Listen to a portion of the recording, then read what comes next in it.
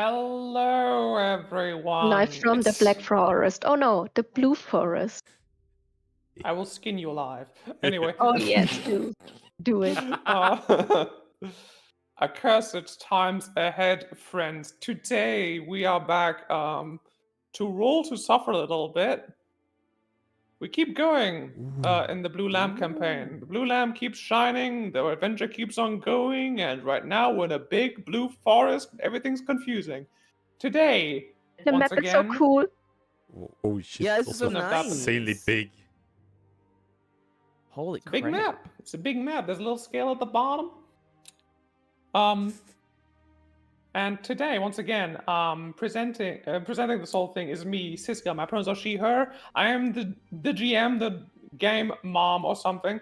But more importantly, today I am the fool because I spent 2 weeks preparing every day for this session, and most of it's going to be improv anyway. But that's fine because the fool also learns a lot of things. Carrying right along to Florian. Florian, your headphone is barraging us with artillery Oh, fire. Yeah. God. I think I remember why I muted him. Hello.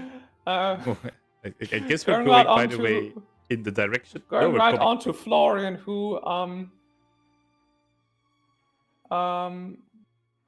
like the moon, always reminds me that he's there, even if I cannot see him, even when he's new or full or gibbous. He's gibbous most of the time. You should see him in real life. Florian, talk a little bit about yourself and your character. You should see me waxing sometime. Anyways. Oh, yeah. I'm Florian. I'm Francisca's brother.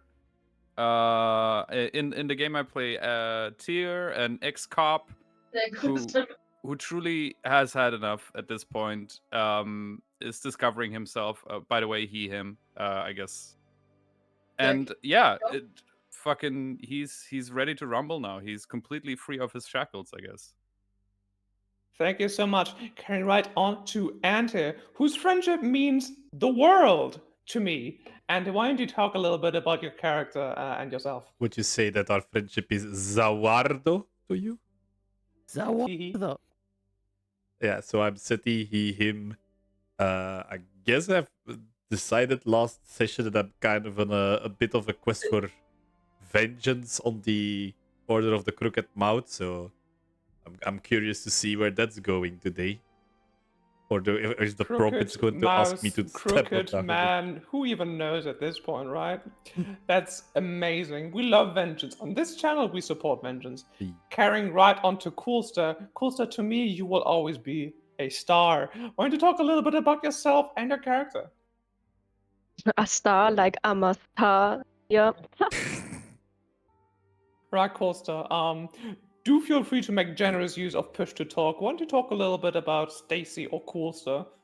About yourself and Stacy, sorry.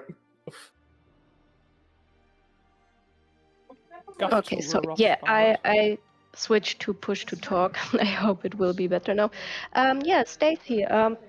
She's a little dragon now, and at the moment she still sticks with Stacy. We don't know. Maybe it can change in the future. We don't know what will happen, but for sure she knows that being in a group is beneficial, and yeah, she will try to guide the group safely through the forest. Thank you so much, Stacy. Finally, moving right on along to our final member for now, Maxi, who will always be a magician to me with all the cool things they do. That's right. And if you look behind your ear, that's right. The subscribe button to this stream. Hey, consider to follow Auntie here for more shenanigans like this. Hey there, I'm Maxi. When I'm not pimping out my friends' content, I do also make art on the internet. Today I'm going to be playing, my pronouns are they, them, and I'll be playing Omni, the little fallen from grace, former member of the descendant of the moon goddess, and currently having a bad time. Their pronouns are any and all. Having a bad time. Going on to having a blue time here in the Blue Forest too. I noticed last session, or in between sessions rather, that the way I've been naming everything on the map, because I wanted to make it easy to remember for my players and myself, is that I usually just went with adjective, noun, or descriptor and noun, which is why we have a mountain range called the Red Ridge, a large forest area called the Blue Forest, and a bunch of rivers, which are just colors. But yeah. Yeah. Last session See, the part. what you needed to do, you end all of your fantasy names in IA, and you're good to go. It's the Redia Ridge. There you go. Okay. Ah, yes. Thank you so Catoble much, Passia. Maxi. Now, speaking of Maxi and Omni, Gotcha, Uago. who's the demigod of dreams. What's a Uago? I'll get into that later. Last session, the party had a little bit of a dream sequence after they had their first restful, or maybe not so restful night in Wago town, on a mission from the Prince of Maracas to find the blue lamp and hopefully deal with whatever fucked up little creatures lurk in this forest. As they discussed last session with the Archdruid Ashling and the cleric hunter Mikola Lefavre, they've identified 5 separate locations they can visit here in the forest. In order from north to south, we have Blackriver Town, an ancient fishing town that's been abandoned for a couple of generations, which has both had sightings of the Black Circus and the Order of the Crooked Man. Specifically, Max's character Omni has also been asked by several, or rather, by their twin brother, the Prince of Nightmares. They've got a complicated family, folks. Don't worry about it. To check it out and find the old shrine to the moon goddess Selene. We've got the Mouth of the World, which is a giant sinkhole that connects a bunch of rivers with each other. Nesting ground for wyverns and other creatures, which supposedly was the last sight of the blue lamp, or rather the blue light and creatures that indicate its presence. We have Cat Oval Pass, an old smuggler's cave at the Red Ridge, supposedly the most frequent gathering place for the Black Circus. With Fort Réunion, another bandit fort in the middle of the forest, which is supposedly now a camping ground for the Order of the Crooked Man. And finally, we have Sanctum Noctis, an old temple to a derelict, or rather forgotten goddess, Umbra, goddess of night. Party, where would you like to go? This entire adventure will take an entire week of in-game time, hopefully no more than today's session. It takes about a week to travel there, deal with whatever's going on there, and come back. And any up to like 5 characters can travel to any location at any given time. Of course, I would encourage you to explore as many locations as possible, but in the end, you can also just go with what will make sense for your character. Only up to 5 people can go, so we can all go to one thing and then keep Lefavre at home. Well, Lefavre will but come with she's you hot. Lefavre will come with you to deal with any locations that have had sightings of the Order of the Crooked Man. Meaning she'll come to you to Blackriver Town, Fort Réunion, and Sanctum Noctis. Oh. Okay, because my first proposal was going to be Fort Réunion, but if Sanctum Noctis is also a potential mark, depends on what the rest of that wants. So, Seti wants to go with Sanctum Noctis, and since canonically, Seti is actually traveling with Lefavre, Lefavre is already it will come with you automatically. So, moving one down the list, Tyr, where would you like to go? I mean, I remember telling you I would like to go to Fort Wago, but I will tell you that Fort Wago is just part of Wago, and you've already been there. Oh, cock and balls. The other abandoned fort that you're thinking about is Fort Réunion. Okay, I would like to go to the Portuguese-sounding one. However, I will go wherever Stacy is going. Well, then let's just move on to Stacy. Okay, let's see. We still have like the quest from Philo, or yeah, it's Philo. To look for the caravan. the missing caravan. So would the caravan be more where the crooked man is, or somewhere else? I mean, So what the Philo, the prince, had heard and what he told you back in Maracas was that the last time the caravan was sent any word, they were very close to the mouth of the world, which is kind of a really I big see, I landmark see. here in the Blue Forest. Yeah.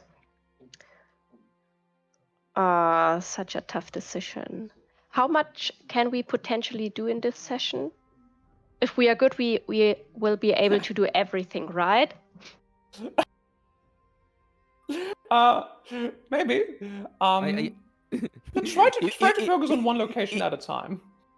If you're good and we eat our veggies, maybe we might see all the fun stuff.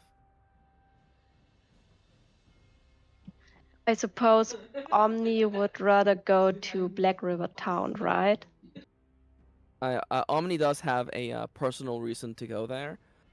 And I think they definitely would like to. Probably their justification would be that they are nimble on their own, and they fully intend to catch up with the rest of the party, namely Seti down at Sanctum Noctis, um, soon, as soon as I'm able to clear that up.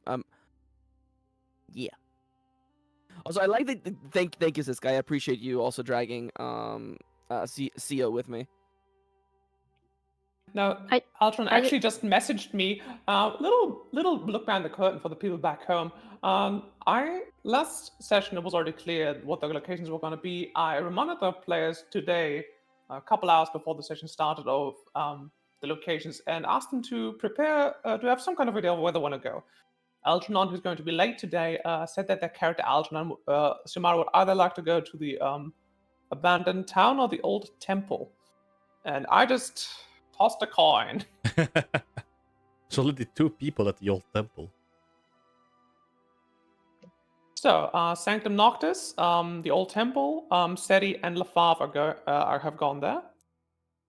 Omni and Sumara have gone to Blackriver town, and Stacy and Tyr have gone to the mouth of the world. Yes, Wyvern time! Woo! Nice. Heyo. That's fucking perfect. Great. Now, can I get everyone please to roll me a d6? It's prompt You time. got it, boss. Yeah, boss, you get it, boss. So now that we've gotten out of the way where everyone wants to go, and for me also to decide who goes first now, we do what we do every session, and we do a little reward game. Meaning every single player has a little prompt at the start of the session, and if they can fulfill it, or depending on how well they can fulfill it, how close they come to the idea of fulfilling it, they might get a little reward. So, let me see what we got here. So, 3, Seti. I think I might have deleted. No, I didn't. My Seti, entire table is gone. whatever you do, you must defend the innocent.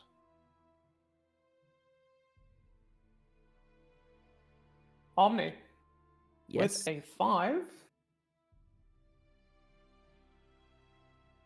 be pretty easy for you. 1 cut, 1 kill. You know the deal. Oh, you got it. Oh, I love this one. Stacy got a 2. So I would like to ask you to heal the wounds of the world, if possible. Does that Good include thing the that mouth you're of in the nature, world? right? Well. You know, most We will medicine see is about ingested that. through the mouth. Most medicine is ingested through the mouth. Some through the anus, but we don't play at the anus of the world in this game. Men's Dude, where's- butthole. That's right, fellas. Welcome to the anus of the world. But wait, this this is the Sword Coast. What do you mean by that? And Sorry, finally, just throwing D&D under the bus there. Sorry. Tyr with a 3. Another one that should be rather easy for you, especially if you've updated your hammer in your stat block as I asked you to. I have not. This might be unworthy. Whoop, whoop, That's whoop. fine. You can look at it during one of our P breaks and update it then. I don't expect you to be doing a lot of fighting for the next hour or so. That being said, Let's see, who rolled the highest in value? What do you It know? was It's me. Omni. And as it happens, Omni, we had something we talked about between sessions, didn't we? We did in fact. For the people watching at home, one of my favorite things about the way that Siska runs this campaign is that Siska has a little meeting with every player after the every session, and Siska really goes like far and beyond the Call of Duty. And it's a great chance to check in on each other, how we did, how we both performed, but also talk about where we're going next. And there was definitely you know um in my dream sequence, talking with my twin sibling, my brother, who has fallen to the ways of the fiends, I was reminded of my ancestry, my family, and it made me think about the state of my sword Eclipse. You know how it feels so dim, and I'm interested in maybe restoring it to its proper form. It takes you about 3 days to travel across the thickest of the Blue Forest, across the Hatakawan, crossing the Rio Preto, and finally getting to Blackriver proper. On the dusk of your arrival in Blackriver town, you have a dream. A very strange dream. Ooh. Here's Blackriver town for reference. Omni, it starts feeling hot around you. I'm not entirely sure where. Everything seems rather dark. It's like you're in some kind of cave. You hear the distant banging of a enormous hammer on what seems to be an anvil. You open your eyes, but all you can make out is the dim reflections of dim red light against enormous columns, pillars, and reliefs. You find yourself in the Forge of Creation, on the plane of Acheron, a place you haven't been in a long, long time. And across the hall from you, a giant of steel and silver, giant silver mane. I'm sorry, I didn't manage to get the portrait at a time. Flowing against the roaring fires of his forge, is the god of earth, the smithy, and all orcs, and the creator of your sword. It's Vulcan. And my uncle. Well, let me see. What's the family tree here? He's like a cousin. Is he a cousin? You know, Here's the thing, though. He's always been so much older that I kind of see him as an uncle. He's a little older. Like he'd be the same age as your mom or your aunt Lantana, but like in terms of, I guess he's also like the same generation, but like technically he's not even really related to you. And there was a time that he was in fact married to Lantana, the goddess of the sun, and then something happened that you can't quite remember. The divorce. Divorce of gods. That's So right. much tea. So much tea. But to go a little bit into a lore tangent here, Oh, if you permit I love me. those. Also, thank you, Dallas. First cousin one's removed. So in the beginning, there wasn't really a lot of life going on, not a lot of creatures, not a lot of anything really. Of course, at the beginning of creation, there was the abyss and the void. The void didn't really have anything. The abyss was dealing with its own problems. The primordial Obruch didn't really want to deal with anything. The Titans arose. Enormous, like, conceptual elementals of the universe that started setting anything in motion. The first of which were the void itself and Kronos, Titan of Time. After a long and arduous fight, they finally agreed to let time pass and let things start to happen. At which point, Gaia, the Titan of Life, entered the equation, along with a couple of others.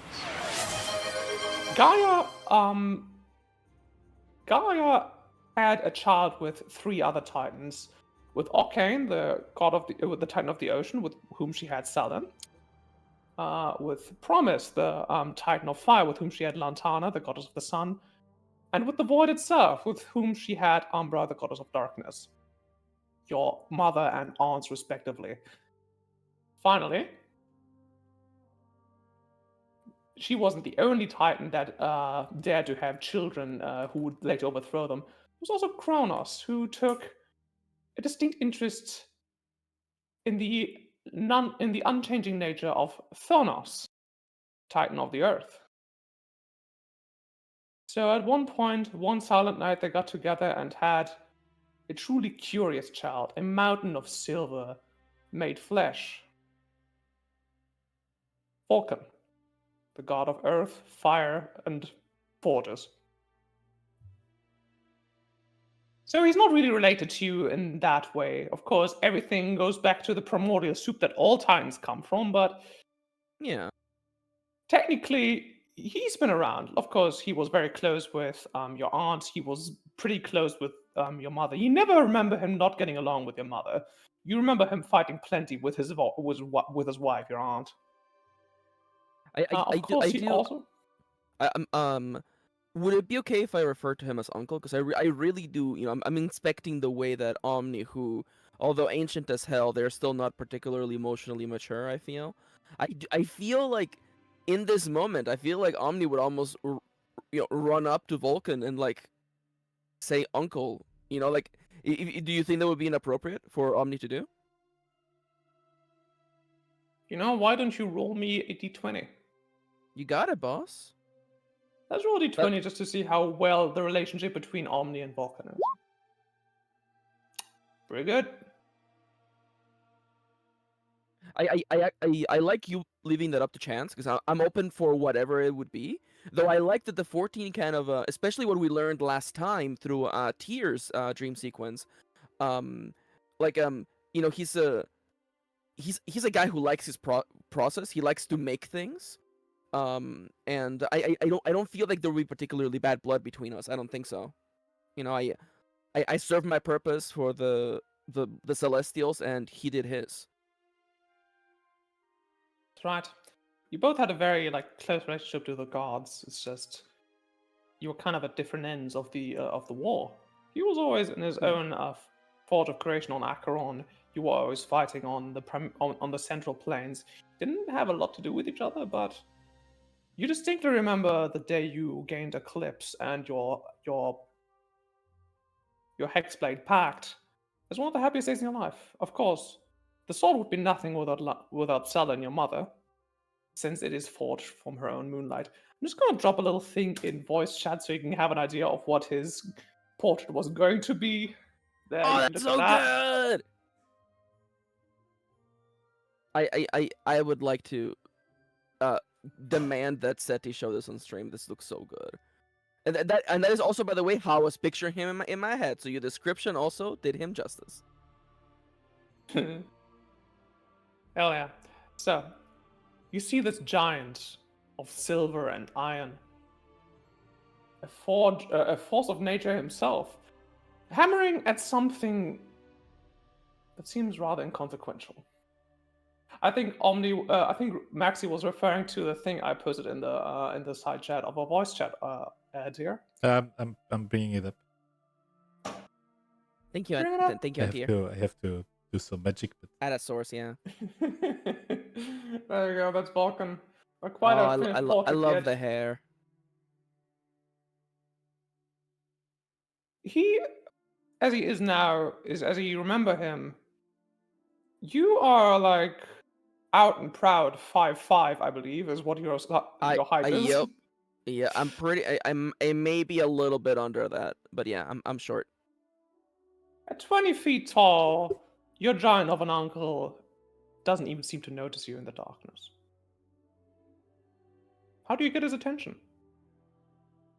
For a hot second, I'm not entirely sure if he reached out to me in Dream or if I did. But either way, I feel the only way to catch his attention is I draw Eclipse and I let its blue light, once brilliant, now a dim, I allow it to fend off the darkness around me. Fie. That I would see it again so soon. Hast thou awoken, sister? Oh. Hey there, little dude. Uncle. Do you recognize me? For but a second I thought you were your mother. 'Tis most delightful to see you. He kneels down and offers you like an index finger to shake. And I do with both hands. It's just enough to reach around. Uncle, it's been too long. Verily, And you- must have and- been, what, 12 millennia? you're Nothing still to a here. stone, mind, but to a child like you, it must have been. What have you been up to, anyhow? Uncle, I've been lost. I was fending off our enemies, and then uh, in eclipse, it saved me. It sealed me away, and I'm back. I can't help but wonder, did you reach out to me, or no one else has led me to their dreams? Hmm. Curious indeed. You know me, child. I'm not much of a reacher-outer, but I do care about my creations, and I do care about my family. He kind of taps you on the head with his index before getting up. Seems you have returned, but not all of you. You've changed. You've been reduced. The command of Heaven's army know no more than a humble sellsword. But alack, I actually think Omni's a little emotional. They've had to be on their own for so long. They've had to be the adult in the room for so long. Tell me, do you go run his? Do you go run his run to hug his ankle?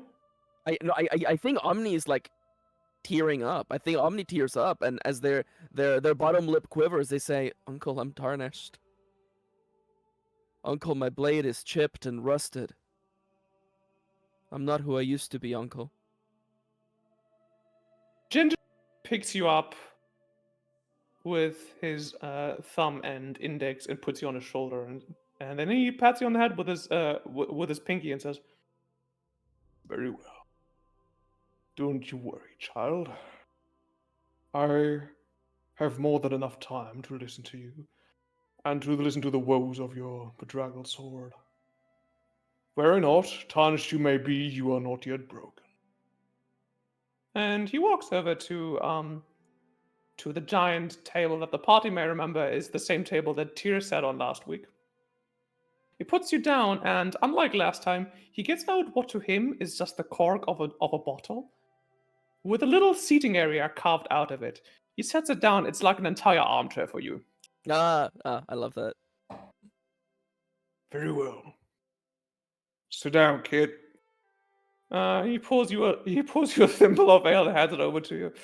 Oh, are you old enough to drink? I don't remember.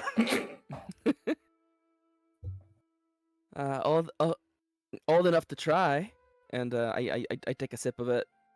That's right, give me a dexterity check. Could it perhaps be a strength check just to lift it? No, hold up. Let me do dexterity instead. Never mind. The dexterity is much better for me. Omni's back on their drinking behavior. It was pretty bad for me last time. All right. 13, boss.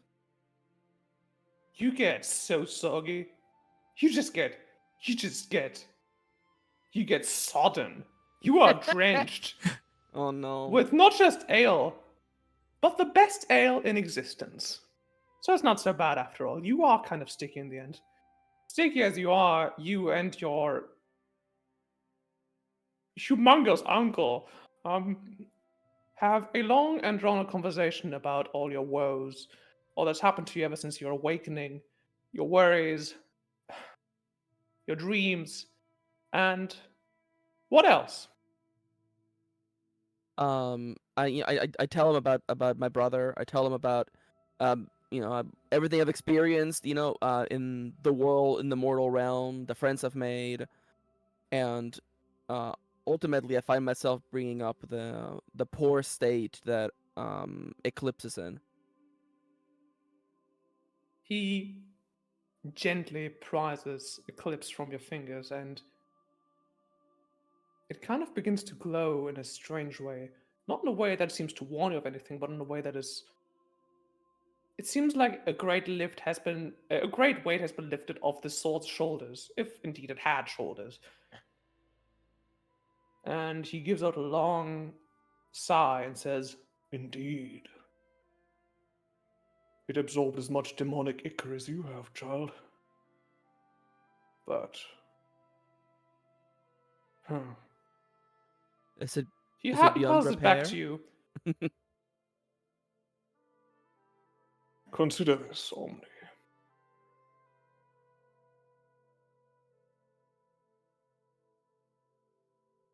Picture, if you will, the pox. I assume you're familiar with it. An illness that Yes. plagues mortal kind as well as some of our kind. Orcs have dealt with it in their own way for millennia. The pox is a sickness that can ravage your body and leave you dead, unless, of course, it is treated at the appropriate time. That being said, treating it will always leave a scar. Maybe disfiguring, it may make it impossible for you to ever be yourself again, but it does look kind of rare though. Point being, I can banish the taint from you and your sword, but it will always leave a scar.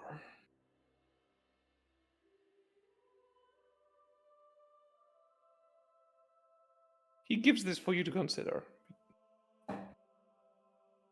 What would I have to do to rid myself of this pox? Well, don't figure you've got any moonlight lying around, do you?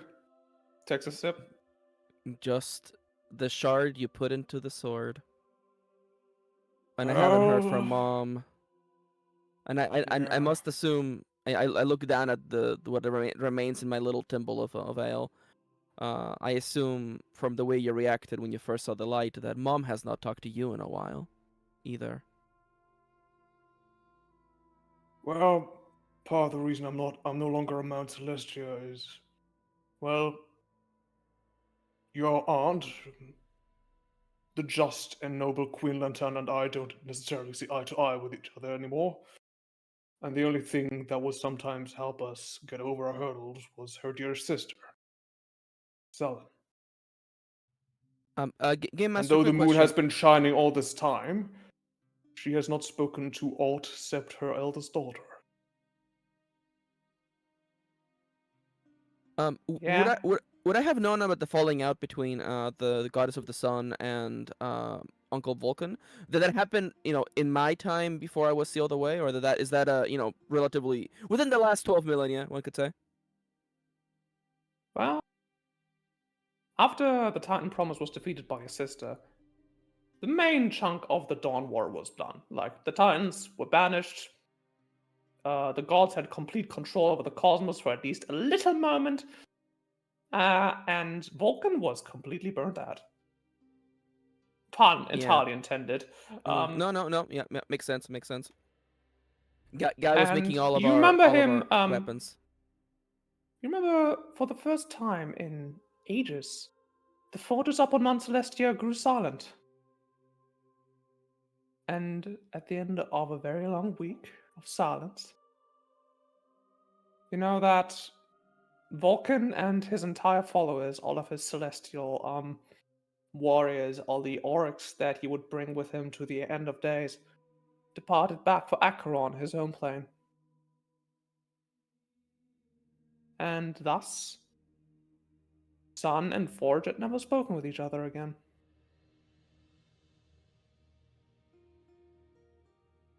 Yeah, Being said, yeah. Okay. love is a battlefield in more than one ways.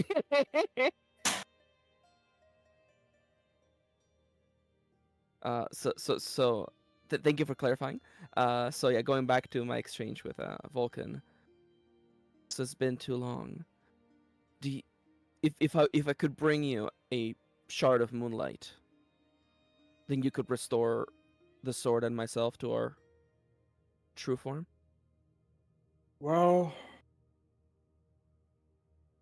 that's the thing. I can restore you back as much as I can to your old form.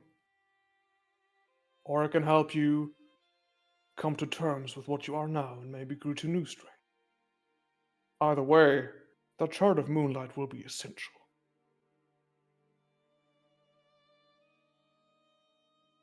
It seems so fitting for me that Vulcan, someone who is not unfamiliar to the concept of making the most out of a piece of steel, what would have been a warp sword becoming something new, uh, not being particularly keen on restoring me, or like be who you were, become someone new. Makes sense. Makes sense for him. I really like that. Also, I will point out that it also kind of makes sense for alignment because you are on Acheron, which is a lawful plane only. It's not a lawful good plane.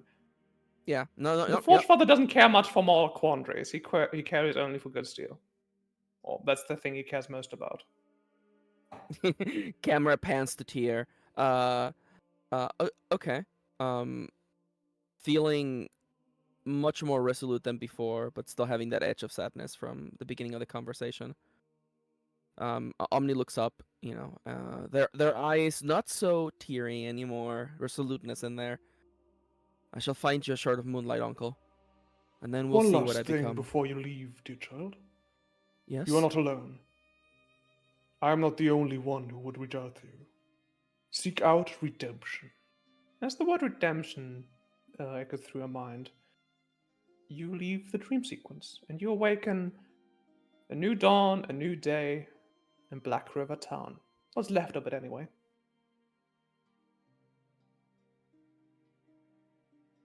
Anything to add? Anything? No, I'm good. I'm good. That was very good. Thank you. Hell yeah. Kusta's crying. Oh no. You did this. Got him. I did this. Holy shit. Do you mind if we just carry on with one of the other players before we No, go back to you? please do Oh. move the cut over to somewhere else. Seti, it takes you about 5 days trudging through the blue forest as the ground underneath you gets rootier and muddier. Eventually, you arrive at a strange arch made out of black marble. Part of it has fallen off, and somebody hung a banner on top of it. A banner showing a dissected ram skull. One side black, one side white, and in its teeth it's holding a knife. You infer from your past conversations with the locals that this must be the Black Circus. Lafave turns to you and says, strange. Not a lot of Elmerites here. I do think we've taken a wrong turn in our quest for Order members. But I guess we can investigate what's going on here first. Let's. You take a couple stairs up. You can see they're cracked, warped in places. Come up to a second arch, and you're just deeper in the forest. Feels like this should be a place of some significance, but it seems like part of the architecture has already been grown over by the dense forest. Except, of course, for a single clearing with a single tree sitting in the middle. You blink for a moment, and suddenly somebody is leaning against it and waving at you. Hello? Hello? Friend? Oh, it's been a while, hasn't it? Do come over, enjoy the view. You're free This to approach asshole. him. You're free to approach him on the clearing with the tree, or stay away for a moment. I think I will approach Blightwood and take a look at the clearing. Ah. My handsome friend, and your even more handsome companion. He does a little curtsy in front of the Fav, Damn. who rolls her one eye. Beautiful, isn't it? And he points at the tree. Give me a constitution saving throw. Yeah, Teddy. Veteran that's players might notice that I'm bringing it all the way back to the vomit check. That's You feel only a something 12. rising at the back of your throat as you realize the tree is not a tree at all. It's a giant spike with about 24 members of the Crooked Man Order impaled on top of it. They must have been there for days because some of them have already started to rot. Only no fly will enter this sacred shrine. So all you're left with is the stench. Beautiful, isn't it? A true marvel of artistic engineering, though I'm sorry that I cannot claim credit for it. I assume you're not here to admire my siblings' art. While I'm here, can only look at the scenery, I guess. Someone was ahead of me. Quite expressive. We heard that the order was looking for something here, but it seems your siblings have already taken care of it. Oh, not quite that, my dear. They keep coming, and they don't stop coming. So we simply feed them to the temple. The temple kills most of them, of course. It is sacred to the circus, and for whatever reason, they kill any outsider who comes inside. It's a lucky day, though. They've all seemed to have gone to Catopel Pass. I don't know what that's about. And while the clerics, seems they're recuperating, so you have the temple all to yourself. Lucky you. And would we have your blessing to enter the temple? He blows a raspberry. What? Blessing? Do I look like a high priest to you? I'm a clown. You sweet fool. Not a priest. No. The temple doesn't shut out outsiders because they're outsiders. It shuts them out because they're too stupid to solve the riddles. The first riddle, well, you're standing right in the middle of it. You might have noticed there isn't much of a temple, besides, of course, the art over there.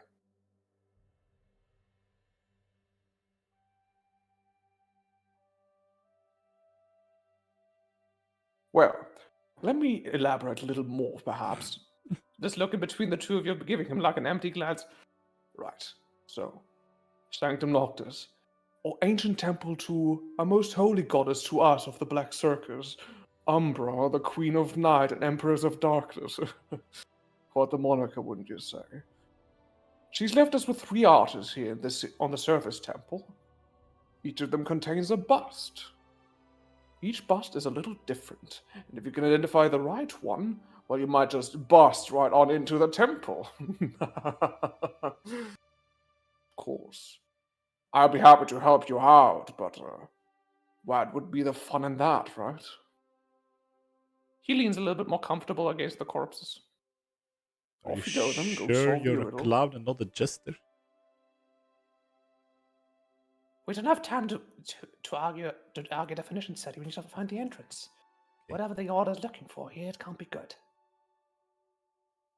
Let us investigate these busts then.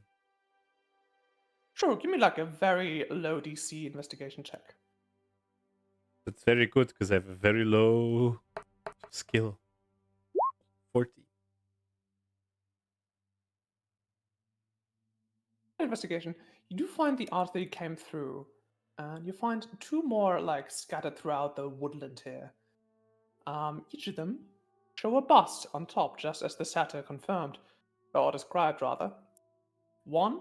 Each of them are like of a woman with very feathery features, wings growing off the sides of her head, and 3 eyes. One, 2 where they usually be, and one atop of her forehead. You can give me a little religion check if you want, but it's not important. What's important is one of them has 2 eyes open and is smiling openly. One has 2 eyes closed and is frowning in anger. The final one has all 3 eyes closed and is crying. Now, which one is the right bust, I wonder? I have a 14 on the religion, by the way. No one really worships Umbra anymore. Not just because she died long ago in the Dawn War, but because who really wants to worship a being of darkness? What kind of use does that have? Do you pray for cooler nights and shorter days? You dig a little bit deeper than that in your brain.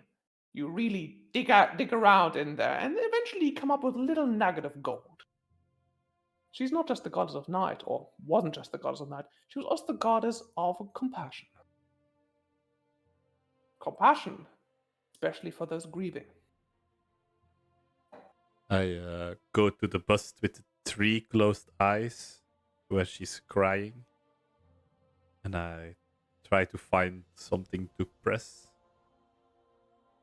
You touch the arch and it begins Press to... S. You press S. You press the little stussy button on the on the bottom of the arch. No. As soon as you approach the arch, it begins humming a faint melody.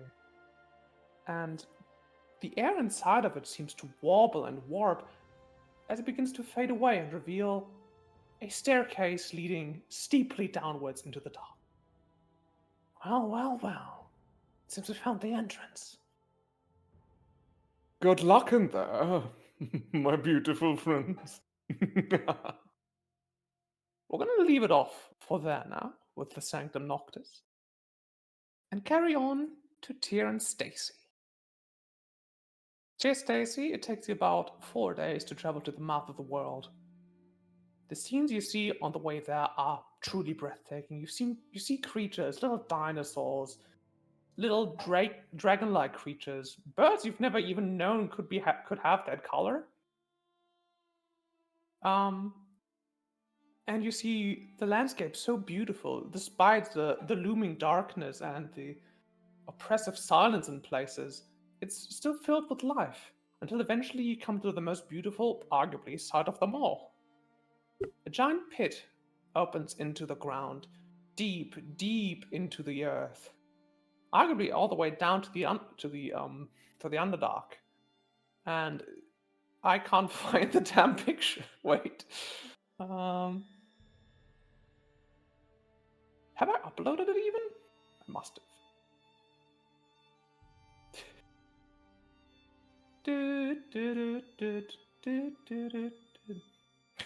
Anyway, while I look for that, why don't you guys tell me what you two were talking about on your way here? Well, Stacy, I wanted to talk to you. I mean, we have a couple of days. I mean, I guess in the past now. Yes, we are on the pass now. You haven't yet quite arrived at the mouth of the world. Yeah, imagine what it will look like. I have no mental picture. Anyways, Stacy, I wanted to thank you for what you said last night, I guess.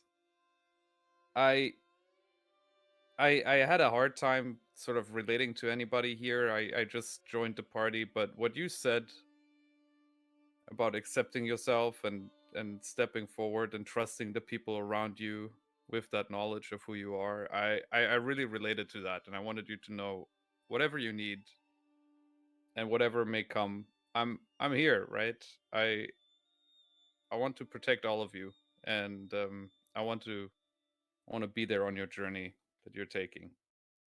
And yeah, I feel like I can finally open up with the people around me, and just like you did. So thanks for giving me some courage and for trusting me and the rest of us. I'm glad that I was able to provide you a hook point so you can feel more attached to us. I feel hooked. Good, now I reel you in. Do you know this landscape at all? Well, I've heard of this. It's more gaping than ever described to me. But it's beautiful in a way, isn't it? Oh, He it is says, truly marvelous. as you can hear the flap of wings as a blaze wyvern crosses the sky overhead. Seems you've arrived at your destination.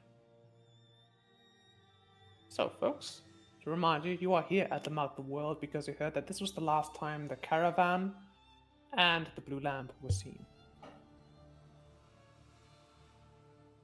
Yeah, so first of all, I'd like to look around and see if there are any signs of the caravan and maybe some nice loot in the form of herbs for yes. Hell yeah. why don't you give me a nature check? Nature check. While Stacy is leading you around the forest, trying to look around for any kind of herbs or trails you might find, what are you doing, Tyr? I'm on the lookout. I'm getting a feeling like this is weirdly peaceful and not fucked up for what we've seen so far in this forest. So I'm a little skeptical of the landscape. But just like Stacy, at the same time, I'm also just kind of seeing if I find anything peculiar, anything that could point me towards where we need to go next. Right, you can give me a perception check. What you see with a 14 nature coolster is that the idyllic appearance of this place is really just that. It's an appearance. There are trails of destruction here that you haven't seen since the planar vortex back in Maracas. Some kind of creature that shouldn't have even been released here has, well, been released and started wreaking havoc upon the ecosystem. Besides that, though, you find the faint trail of a traveler. Someone has set up camp nearby. With a perception tier, you find much the same. You smell the smoke of somebody setting a fire nearby, a very controlled little campfire. And what you also see, scratches on the trees, leading you in a particular direction. And I'm gonna count this as a success for a skill challenge you'll do later. Ooh, little foreshadowing. Ooh, Ooh. nice. So, Do you follow the trail to the camp, or do you keep investigating for the time being? oh, first of all, I'd like to tell Tyr the following. The balance in here is disturbed. I think we should try to find the source of it, and hopefully the two of us are enough to cull it from the landscape. But I'm not quite sure if right now we are up to stake for that. I mean, whoever is pitching that camp that you probably also noticed, they seem to be more in tune with nature than whatever dug this. And I point towards the scratch marks. No creature that lives here makes such a straight line through the forest and leaves destruction. Maybe a little bit, but more controlled than this. Whatever left this path is not native to this environment. I think Okay. if you sense some sort of disturbance, it might have gone that way. Stacy nods in acceptance. And yeah, probably we should see this camp out first, but we should be wary nonetheless. I agree. Stacy, you specifically can give me an Arcana check at advantage. Ooh.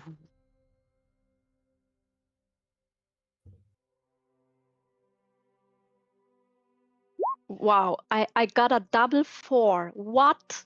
What? Nice.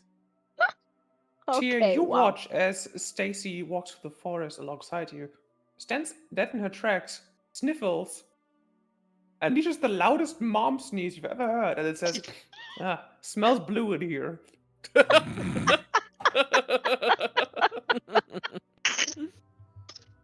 Amazing. Finally, you make your way to a very tiny camp.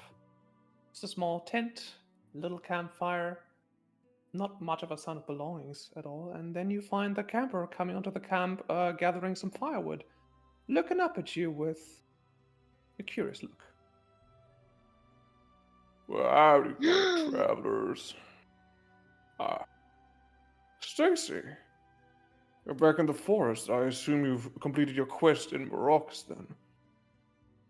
Good to see you again. Please take a seat. I've just started to prepare the fire. Stacy starts to yell out, "Cow!"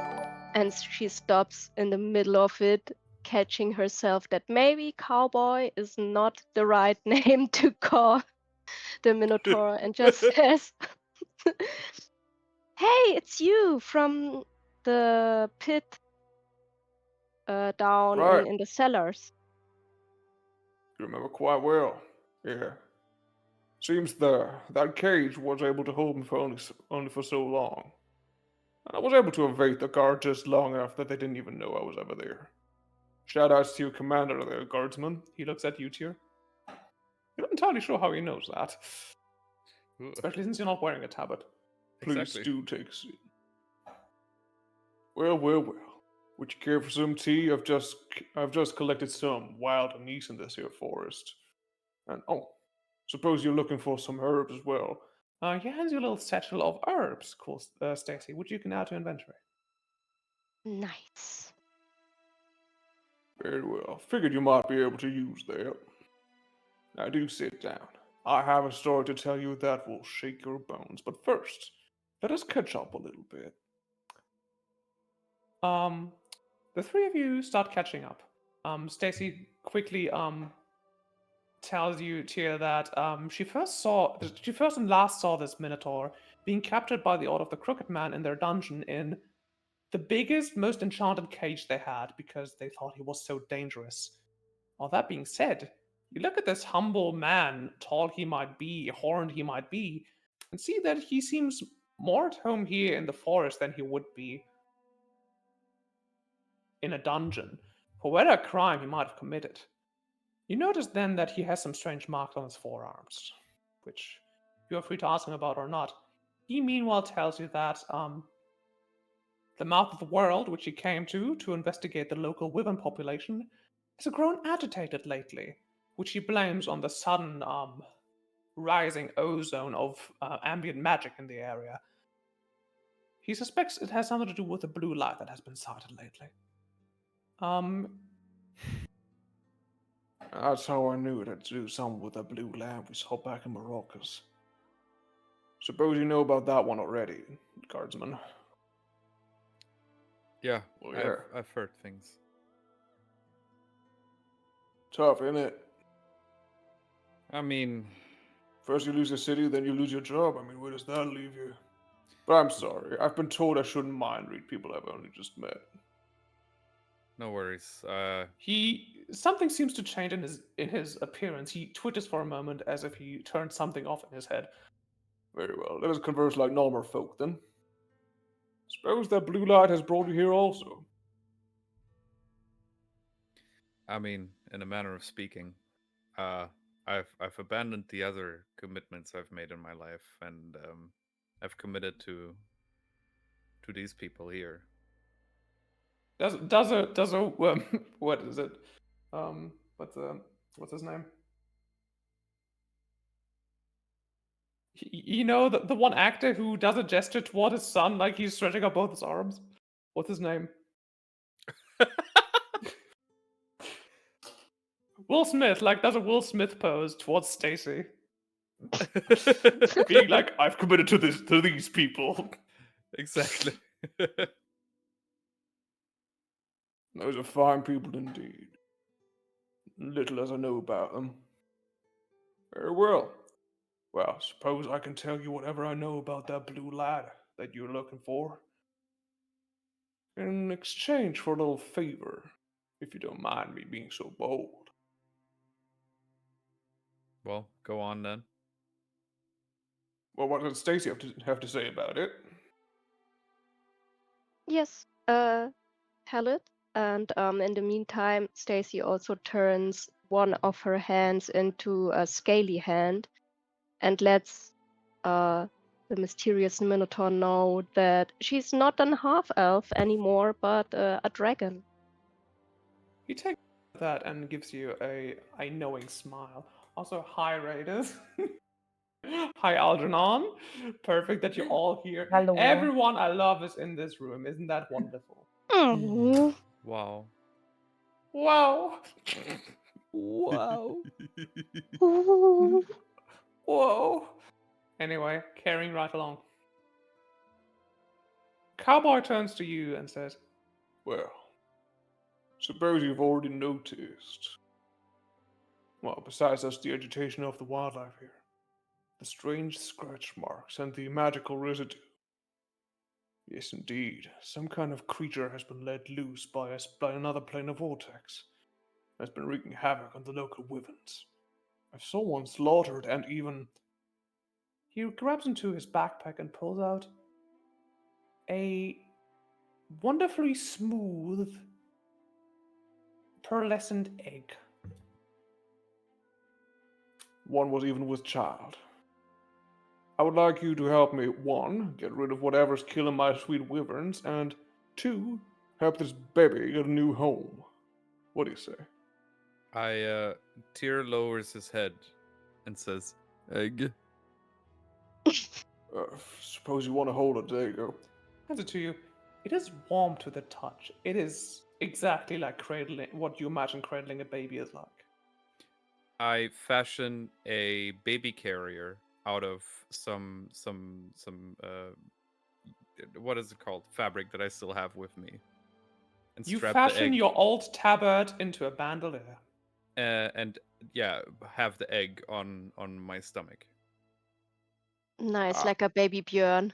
Indeed, Baby. indeed. An old custom up in the giant lands over on the old world. Yeah, I've seen one of those Bjorns around. Suits you well, warrior. Thank you. And before we go on skill challenge, Samara. Samara, Algernon, who, to keep in theme with the major account today, may be a little bit of a hermit, but we love them anyway. Algernon is playing Samara, our local party wizard with daddy issues. With that. Why don't you talk a little bit about yourself and your character? God. Welcome Hi. in, by the way. We're all very happy to see you. My head is so full of stuff today. I'm sorry, like so much has happened. Fun fact, I'm currently fighting my uni, which I already told you guys about. Haven't heard anything about that yet, which stresses me out. But otherwise, I'm fine. Yeah, I play Siomara, who there's so much going on with them at the moment, but they're trying their best, even though their best is maybe not what the party needs. But it is what they will get. Absolutely. Well, Samara, you travel alongside Omni, and it was a long, though maybe not that long, and kind of uncomfortable trip across 2 rivers and to an abandoned town. As you make your way upon the dawn of the 4th day of travel to Blackriver town, you find yourself next to Omni, who is still consistently. God, sorry, I need to restart that sentence. There's a word in German for not speaking, like specifically not speaking. I was gonna say, yeah, they are Hissing. schweiging at you, but I'm schweiging it. I'm schweiging it. Eigen. Yeah. Yeah. In the club, straight up schweiging it. And by it, let's just say Hey. the German word. Omni has been giving you the controller for these past 4 days. And finally, you've arrived at destination. You're not entirely sure how much longer you can make it through here, especially with everything going on, especially with a companion not entirely sure whether they want to murderize you. You make your way into the town, Samara, alongside Omni, and you make your way into the marketplace, or what used to be a marketplace. You can see there's a little fountain standing in the middle of it. And to either side of the fountain, there appears to be a scrap pile. And on the scrap pile sits a vile creature wrapped in black clothes and wearing silver masks. And they're yapping at each other in what you seem to think is like the local dialect of the common tongue. It's Blue Marok. And they see you approaching and they immediately shut up. one looks at you, one stares at you especially. It's a truly just a mountain of cloth. You don't know whether this person themselves is big or whether they're just wearing a lot of, or whether they're just wearing a lot of clothes, but they look like a grub. Fittingly, the mask also resembles the face of a grub, and they say, "Oh ho ho! Want to join the pile, friends?" So you know that the pile is actually, well, each pile is 6 dead clerics of the Order of the Crooked Man, which didn't seem to put up a lot of resistance towards these two Cirques. Another is already on his feet. You can see he's tall and lanky and wrapped in a black gambesson that barely fits around his spindly legs and arms.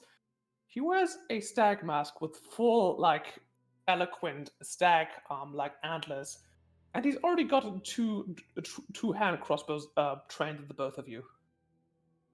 Whoa. Omni steps forward, sword drawn.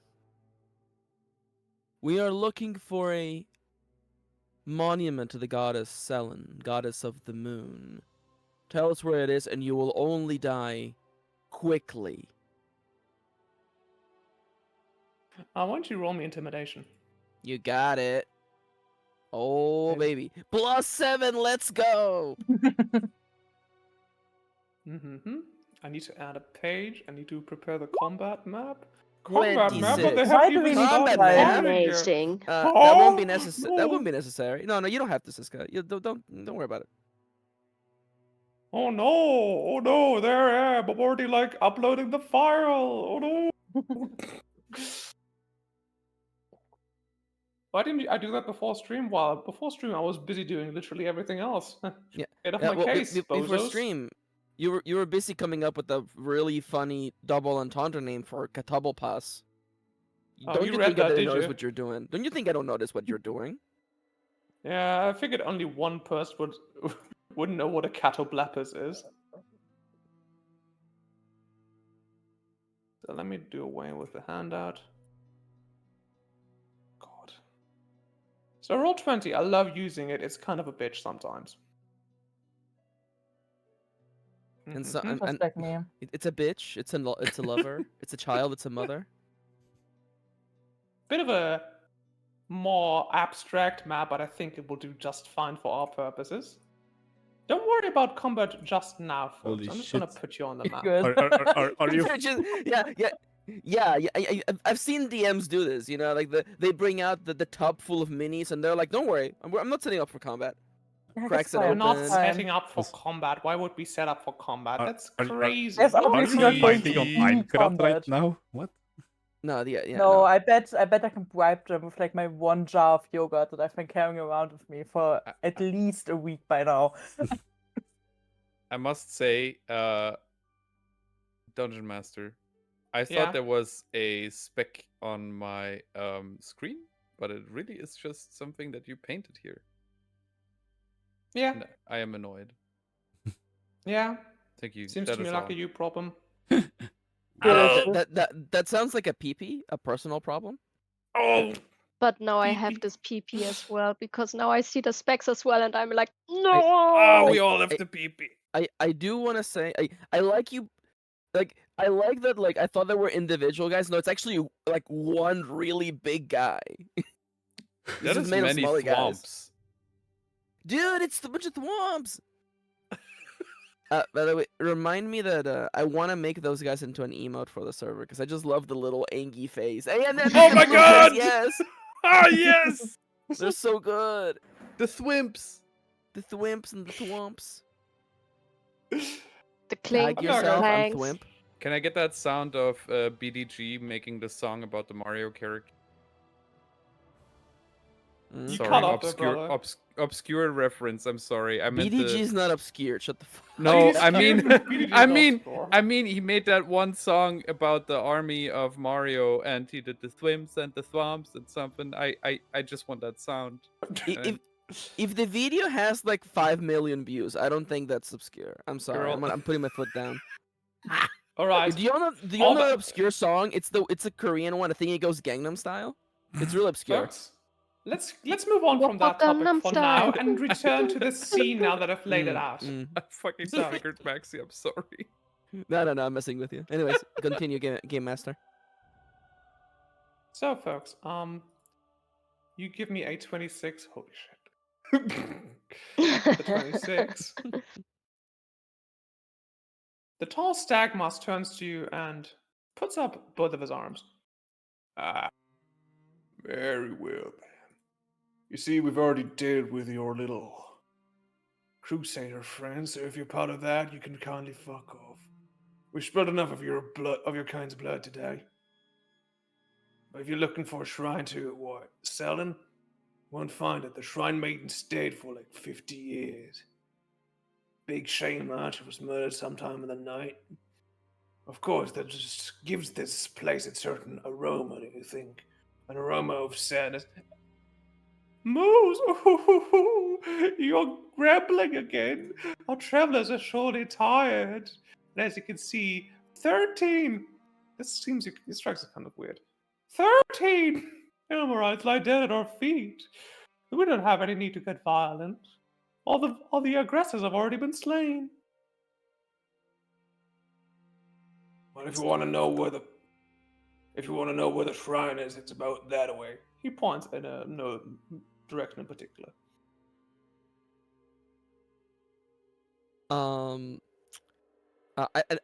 Add a character. Do we need CEO? Do you think we need anything else out of these guys? I don't know yet. Like, I would love to know why the clerics were there. Like, if they were searching for the same why thing don't that we you were give searching me for. a little? Why don't you give me a little history or insight check? History or religion rather. Yeah, I figured, I should ask before I walk over and I just, cut myself a piece of flan, by which I mean cut him in half. One cut, one kill. Me looking at my notes. What were the two again? History or Yeah. insight? No, Okay. History or religion? Sorry. religion. Oh, history. Like, what the fuck? I have a +7 to that. Hey, what the fuck? Yeah, 25. Amazing roll. I do know a lot of history. As much as he seems like a bullshitter, the moose speaks true.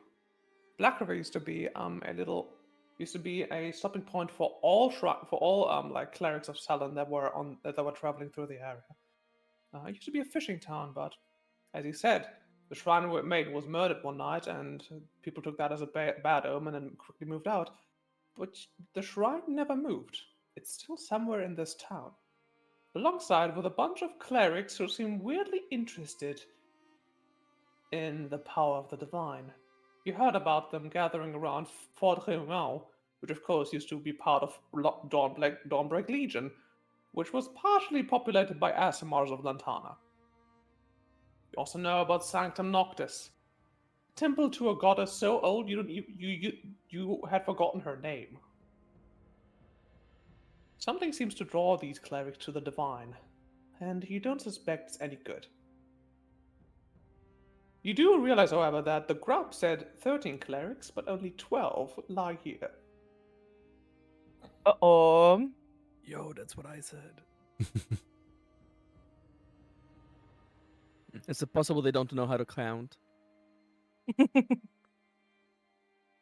Oh, they're looking at us weird, Moose. Seems our ruse has come to an end. Shut up, grub. Oh my god, these Alright. Team Rocket motherfuckers. I love them. Yeah. I love them. I want them to hold hands and kiss. I'll give you a smooch for that later. I do think it should be Zio who points out the number difference. Omni's not smart enough for that. Omni cannot count. Omni can only count to 10. It's true. That's how many Omni fingers is they small, have. okay? Just like Yeah, me. I'm small. I'm Small small. I don't numbers know. only. We are Yeah, baggy. alright. They don't see I'll like the admit it. upper Yeah. bodies. Yes. If I need, oh, that's right. It's because I'm short. Yeah. Obviously. God damn. Right. You calmly point out to the two marauders that there are only 12 dead clerics as opposed to 13. Yeah, well, one of them, it seems, had gotten away, but our friend, is getting after them. Oh, that was a nasty motherfucker, too. Tall, kind of cockroach-like, and he had this greatsword that stung every time he struck with it. It was awful. Oh, but I suspect he's dead now, and, well, if you find his corpse, say hi to Urs. Come on, Grub, we're getting out of here.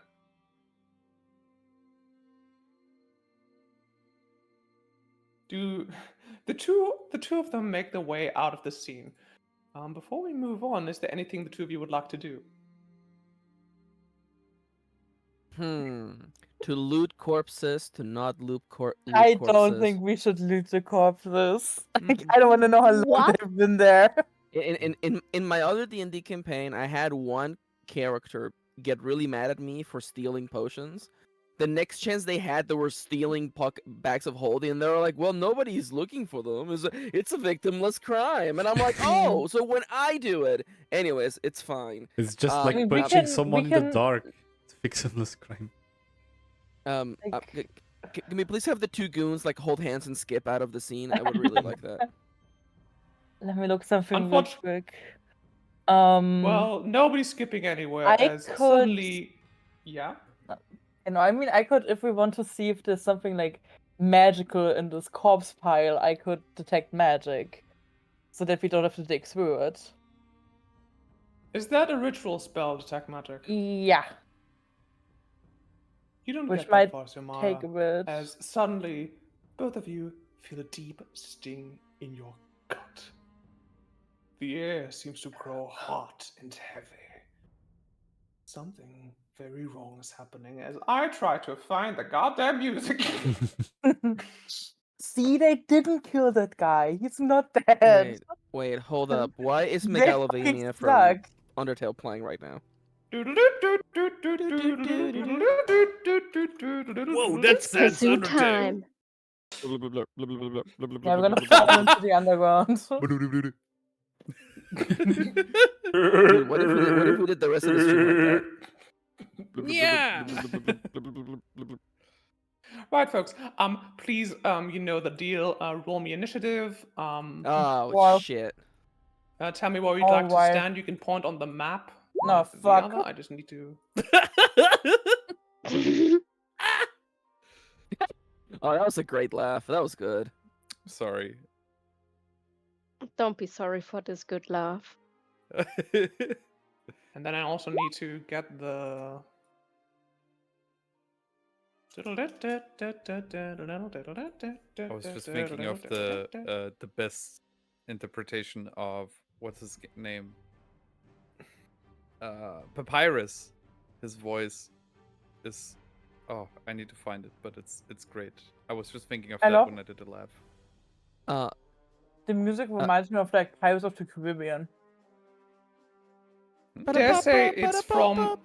I'm pretty sure I got this song from. Yeah, that's Dragon Age Inquisition actually. Oh. Hey, Like As the for Dragon my Age series positioning- has really good music. Sorry, come again? As for my positioning, I will be between whatever's about to attack us and CO. what? What is the weird circle behind us? I assume it's That's a fountain or fountain. something. That's the fountain. There's a fountain. There is a Mm, pit in the. It's the town's pit. Didn't your town have a pit when where you grew It's up? the spit pit. Of where course you- my where town you had a s- pit. It's the pit where you spit. Hmm. Also, by the way, I know that like for you is like I'm happy that you just made an abstract map because you know it goes a little you put a lot of work into the stream. I actually like the abstract map actually, but you know I'm just It's saying. a lot less distracting, I thought. Also, Hmm. Indeed. Yeah, no, I like it. Especially like the awkward shapes around the edges, like really gives the impression that like it could be like debris, it could be like bushes, it could be anything. I like it. It's pudding. It's all pudding. That's right. It's like the big molasses massacre, you know? Yes. Oh my god. God damn. Oh, well, you know, Blackriver. They make Blackriver taffy here. Hmm. Amazing. This is the basement where they store the surplus. Perfect. You watch and you feel deep in your stomach this heat, as if hands of molten iron are wrapping around your throats. An indistinct voice comes from the heavens, and suddenly, red-hot iron chains come out of the sky and wrap around the corpses of the clerics, who start writhing and screaming as they rise again from the dead to serve the Chain Lord. Let Kind me of just sucks for roll us, the you know. This sounds Chain so Lord, Lord of the kinky. Chains. Yes, this sounds so kinky. Thank you. Yes. Dude. Send this encounter to 10 friends or you will die tomorrow. I can't have anything cool. I can't have anything cool. I can't have anything cool. They will take all of the cool things I made and be No, like, that's not true. That's not true. It's so cool. I do want to say, you did in fact make a faction entirely made of clowns. So yeah, but that's not who you're fighting. Allegedly. Oh. So let me just quickly sort descending. Thank you. Right.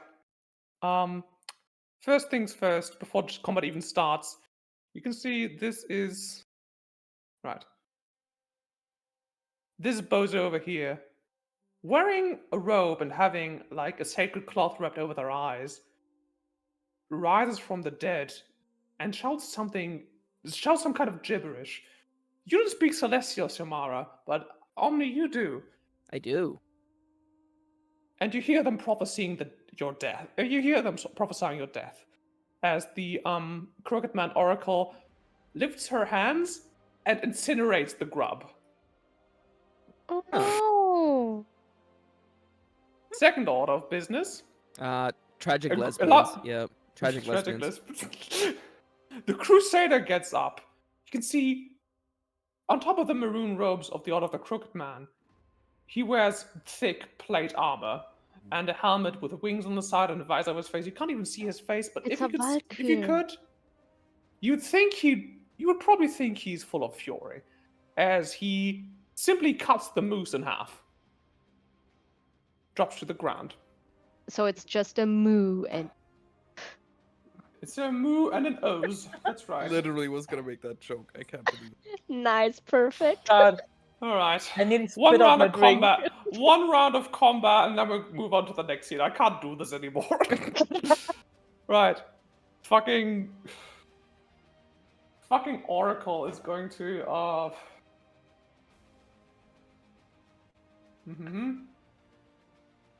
yeah. It's going to give me a cone. me a What flavor cone. would you like? How many scoops? I could go for mint chocolate. I think that'll do, huh? No. It's getting both of us. No, you should just get to use Silmar. It's going Fuck to you! Why don't both of you please give me a wisdom saving throw? Is it a spell that you are doing? Maybe. Ooh, is it a spell? Is it a spell? I didn't put it down that it's a spell specifically. What are you trying to do? Counter spell? I do also have a counter spell option. All right, you guys hash out who's using the counter Okay, spell first. who I could do counter spell 3 times. Mine is part of my one per long rest. That's part of my armor. Okay, which one of us wants to do it? How about I'll save you the spell slot. Okay. So I will attempt to counterspell the cone. It's like we both try to do it, but then I see that you're already in it, and I'm like, ah. Yeah, I Got cast it. sunlight, melting the chocolate chip ice cream. As she begins to chant, she sees you raising her hand to cast counterspell, and counterspell is your counterspell. Counter hold spell up, with a you're- counter spell with a counter spell. Well, actually, Actually, And that's gonna be her turn. Crusader is gonna turn to you, Omni, and look all the way down from you. You can see he must have been like some kind of high elf, maybe half elf. Stupidly tall, stupidly jacked, and full of anger and virility. He's going to get out his warhammer and go straight for your knees. Ba ba ba ba. He better aim low. I'm short. All right, he's got to go real low for this one. Thank you. He should aim low. Does an 18 hit you? Oh, damn it. Hold up. I'm 17. I do believe I have Shield, unfortunately, is a reaction which you already used to cast counterspell. I did. Yeah, no, yeah. Hit me with your best shot.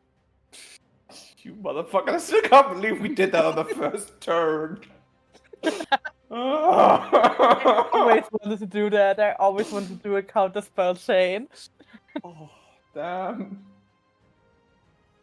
Come on, then, Neil. It's gonna deal. Only gonna do 3 points of bludgeoning damage. Okay. Please give me a Constitution saving throw. You got it, boss. That is a 6 sound, huh? Pretty impressive, huh? 6 sounds to me like you're prone, and your movement speed is halved for your next turn. Get bro. I've fallen and I can get up on my turn. For his second attack, he's going to do a Smite of Perfect Order. Not he's me going to- seeing Xiomara being like, how far away can I get? How far away can I? This seems like a good place to be. Gonna crit. Gonna crit.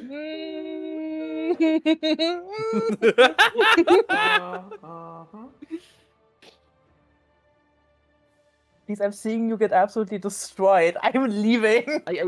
I took 3 damage. Also, Game Master, may I offer a PNG of a boss that you can put for reference to see how far away Xiomara is? God. Oh, I forgot to add the bonus there. Well, That's you fine. already rolled, it's too late, unfortunately. Bonus there. Oh, I made it easy on myself. Past this, I made it easy on myself with the stat block. And please give me a charisma saving throw before I add up the damage and tell you. Charisma saving throw. Okay, well that's at least much better. Do 20 plus 7. 9. Pretty impressive, huh? Wow. You gain a level of exhaustion as you use a Smite of Perfect Order. Additionally, you take 26 points of damage. Are you by any chance resistant to Radiant? Let me look that up. I don't resist Radiant. No. You take 26 damage. Alright. As you can see, Wait, he uses his first attack to... I lied to you. I am in fact resistant to Radiant. I'm sorry. It was at the top of my sheet. In that case, you take... 13. Plus 3. 16. How come the number is larger? That's so weird. Anyways. Not all was. Here's the thing, though. Like, he did a critical attack, so it would have to double all of those dice. So originally it was 26. 2 of those dice are radiant damage, which are the 6 and the 1. The 6 still gets doubled, so it's a 12. The 7 total get halved down to 3, okay, and somehow we end up with clarify. 16. You're talking to notoriously no mathy character. So I do also want to clarify. I wasn't putting you on the spot. I knew you did the math correctly. I was just being a piece of shit. Oh, I thought you were just curious as to how I got to the result. No, I figured you did the math correctly. I was just being like, actually, that's too much damage. Well, please." let's just say 11 damage. No, I already took the 13. No, I'm down to 39 hit points. 16? 16. Oh, You yeah, took 16. 16 points of damage. Anyway, as you can see, the Crusader gets out his hammer, trips you over with the shaft of the weapon, and then as you're on the ground, he just brings it all the way. He brings it down full force into your chest. You can see Omni kind of go. How how do you It call sounds it? like that Kind if of- I kind of- got shafted too. kind of twitching. What do you call it? They get pummeled to the ground basically. You can Can you feel your stop- life. He hit me with the shaft. I got pounded. I was it was shaking. This is I can't handle Okay, this. you know what? We can just cancel this combat right now. Just have you both roll dice to see how it ended. No, you No, got no. shafted. No. You got pounded in the ground. Okay, you moaned in pain. One could say you got Took a fucked. point of exhaustion even. Yeah, Okay, yeah. and that's his fucking turn. Omni. Hey, it's my Oh. turn. All right. I would like to use my safe word as a free action. What is the safe word? Banana. Banana. What would Omni's safe word be? Omni's quite fascinated with Flan. Flan seems pretty nice. I'm in here. I'm already within range. I already missed Moose and Grub. They were really nice. So I get to do 2 attacks. First and foremost, as a free action, I am going to be casting my Hexblade Curse on Crusader Boso number 1. This guy. I have the wrong selection tool on. There we go. A beam of moonlight appears on him, and I gain a bonus for the next minute or so. +3 to damage rolls, and I crit on 19 and 20. And then using, of course, drawing Eclipse, I do 2 attacks on this MFR. D20 +10. First attack is 23. And the second attack is a 16. I didn't put down anything on roll 20, but I can tell you that with a 23 and a 16, you are going to hit once. Oh, by the way, I can get up as because I was prone. Can I just get up? Or is that with one of the attacks, you also halved your movement speed for this turn, meaning you had 15 points of movement. You used 8 of them to get up. You have 7 feet of movement left. okay? Yeah, I'm gonna literally I'm staying in place. So that's good then. Would this foe happen to be an undead? Sure is. Good. And you said one did in fact hit, huh?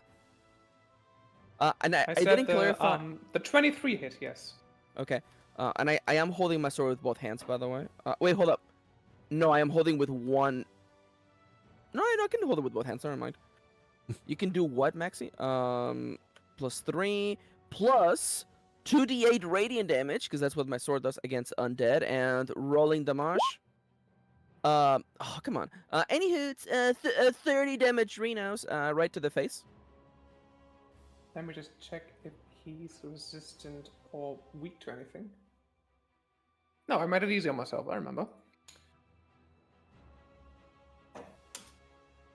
You get up after being completely shafted and powdered by this guy, and you powder him right back. You hit him under the under his armpit, and you can see his left arm simply falls off. He growls at you. You do not remember mortals being so easy to cut through. Hell yeah, hell yeah. And I believe that is it for me.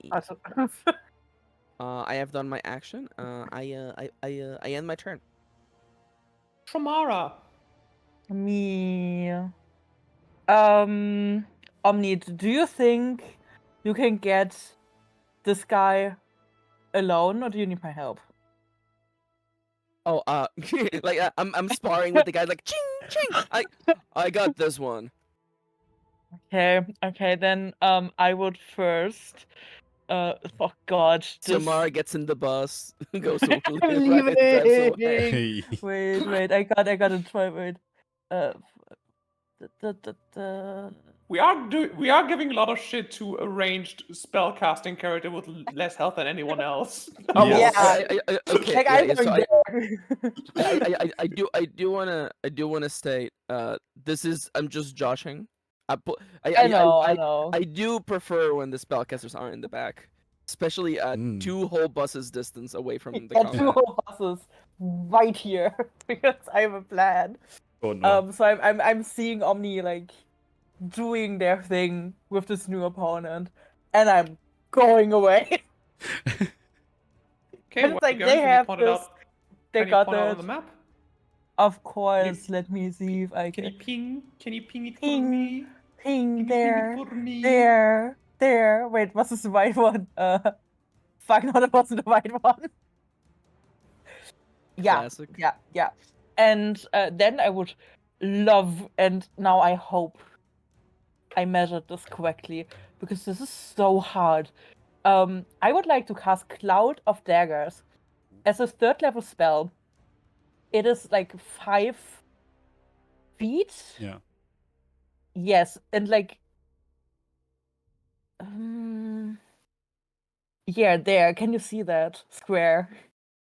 That's not what I wanted to do. Thank you. Hang on. Rectangle. Wait, what? Like I saw. Yes, I would love to do it there. And yeah, you fill the air with spinning daggers in a cube, 5 feet on each side, centered on a point you choose within. So like, I chose the point within.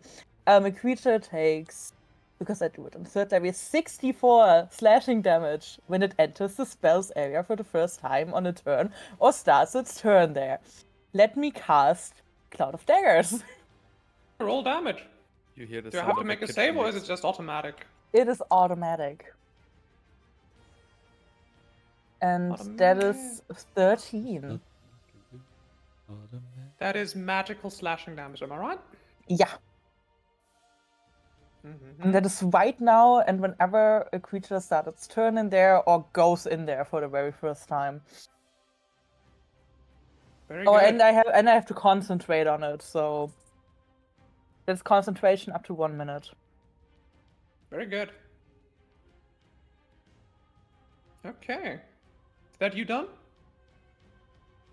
I think so. Yeah. Yes. Once again, you see the very similar thing with the Crusader that the daggers just go through the Oracle's flesh like butter. It doesn't even seem like she's entirely there. It doesn't even seem like she's real. But the way her eyeless face growls at you as you cast that spell, you all realize now that she is all too real. Right, which gives us to pile of schmucks number 1. They're gonna toss 5 stones since there's 5 of them. And they're gonna toss them at Omni. No. Yeah, Omni got tossed it. Oh. And now I'm getting tossed. Do any of these hit you? Okay, 2 of those are crits. First and foremost. 2 of them Secondly, hit. literally all but 2 because I have a 17 armor class. Wait, Right, hold, so we hold get- up. I would like to spend my reaction to cast shield. To get your That's AC. 20? My 19. AC up to 22. 2. So Oh, only wow. the 2 crits hit me. Only the 2 crits hit you. Oh, yeah. These are just rock tosses. They don't have any like features for critical damage. You literally just take 4 points of damage Hell yeah. as 2 rocks hit you in the head. Bonk. Bonk. That's going to be Schmuckpal number 1. Schmuckpal number 2 is going to do the same thing. Can't believe we're going to lose Wait, Omni I to don't a think file any of of them people hit called you. Yeah. Schmuck. None of them hit you. Thank God. Since shield lasts until the beginning of your next turn. Great. That's Schmuckpile number 2. We paused the combat music and change back to the big map for now. As we turn now back to Seti. Seti, you and Lefave climb down the long, dark shaft. I believe you have dark vision, right? Let me check. I think so. By the way, we're still on the old map. Oh, you're still on the old map. I'm hanging out here. I'll fucking kill all Yeah, of you. 60 feet dark vision. You and LaFava have her being a half drow, you have no problem getting down there. You finally find yourself in chamber number 1. It's rather small and really dark. You can see the left-hand side has a little pool in it, embedded into the ground, filled with what appears to be pitch black water. The right-hand side has a little sconce with a lantern hung into the wall. It produces a radius of dim light, which the darkness doesn't seem to want to touch.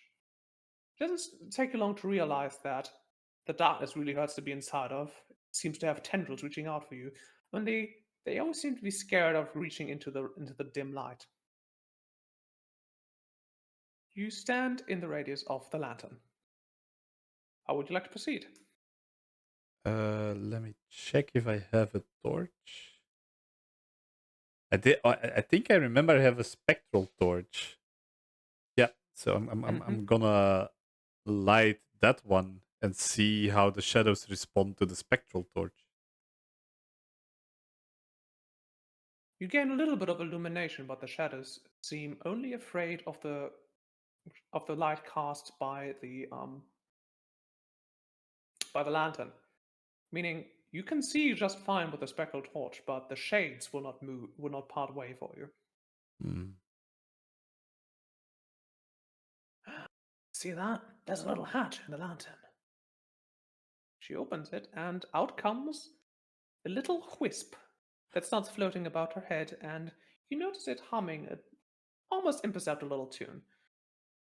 As the wisp moves, so does the radius of light, and the shadows seem to be repelled by it.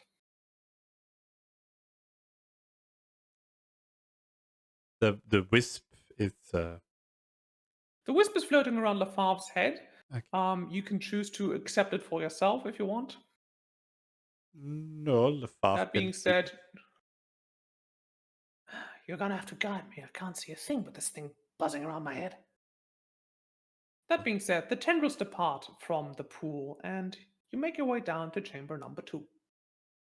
Chamber number 2. The tendrils are now everywhere. If you're not in the vicinity of the wisp, you can't see anything. And you stop only a few steps in. As you can see, in the middle of the chamber sits a big black wolf. So dark, in fact, it seems to be made out of darkness itself. It only gives a long whine as you come in. You step a little bit closer, you can see there's actually a creature trapped underneath one of its paws. Yeah, look, help! Because Lefave just mentioned that they can't see anything. Oh, there's something stuck between those paws. Grab it for me. Is it like a big wolf? Trying to remember what my mother taught me about the Umbral faith. I think wolves are sacred to these clerics. It must be part of the puzzle. And that might be somebody who failed the puzzle. Yes, indeed. Now let me free. The paw moves aside to reveal a truly tiny, emaciated little tabaxi, a catfolk, staring up at you. She's wearing a hood and has a mask also representing a cat on her face. She belongs to the Black Circus. In her arms, she's clutching around a dozen black juggling balls. She says, "Thank you. Oh, I'm so stupid. Couldn't solve this goddamn puzzle. I made it this far. See, I need to keep the order from reaching the final chamber. It doesn't belong to them. Only, I got only this far. And then I slaughtered my entire party to offer skulls to the wolf, but the wolf puts a little bit more weight on its paw as it presses her down to the floor. You get the distinct impression that offering skulls to the wolf was not the right idea. So you offered skulls. One of the juggling balls falls out of her hands and is revealed to be a polished black marble skull. I see. Yes! Oh, there must be something around the chamber. The wolf will not move, neither will the tabaxi, who introduces herself as Lick.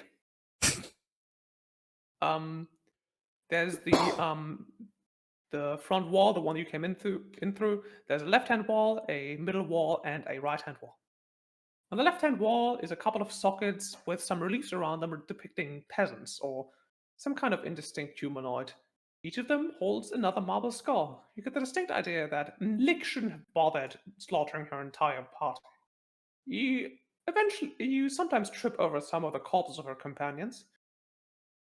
Black circus members, same as her, only their bodies are already like at the point of being turned to skeletons. It seems the darkness does something to the bodies. The center wall contains a relief depicting a fully armored man holding a broken spear. You can actually take the broken spear out and see that it's also made of black marble.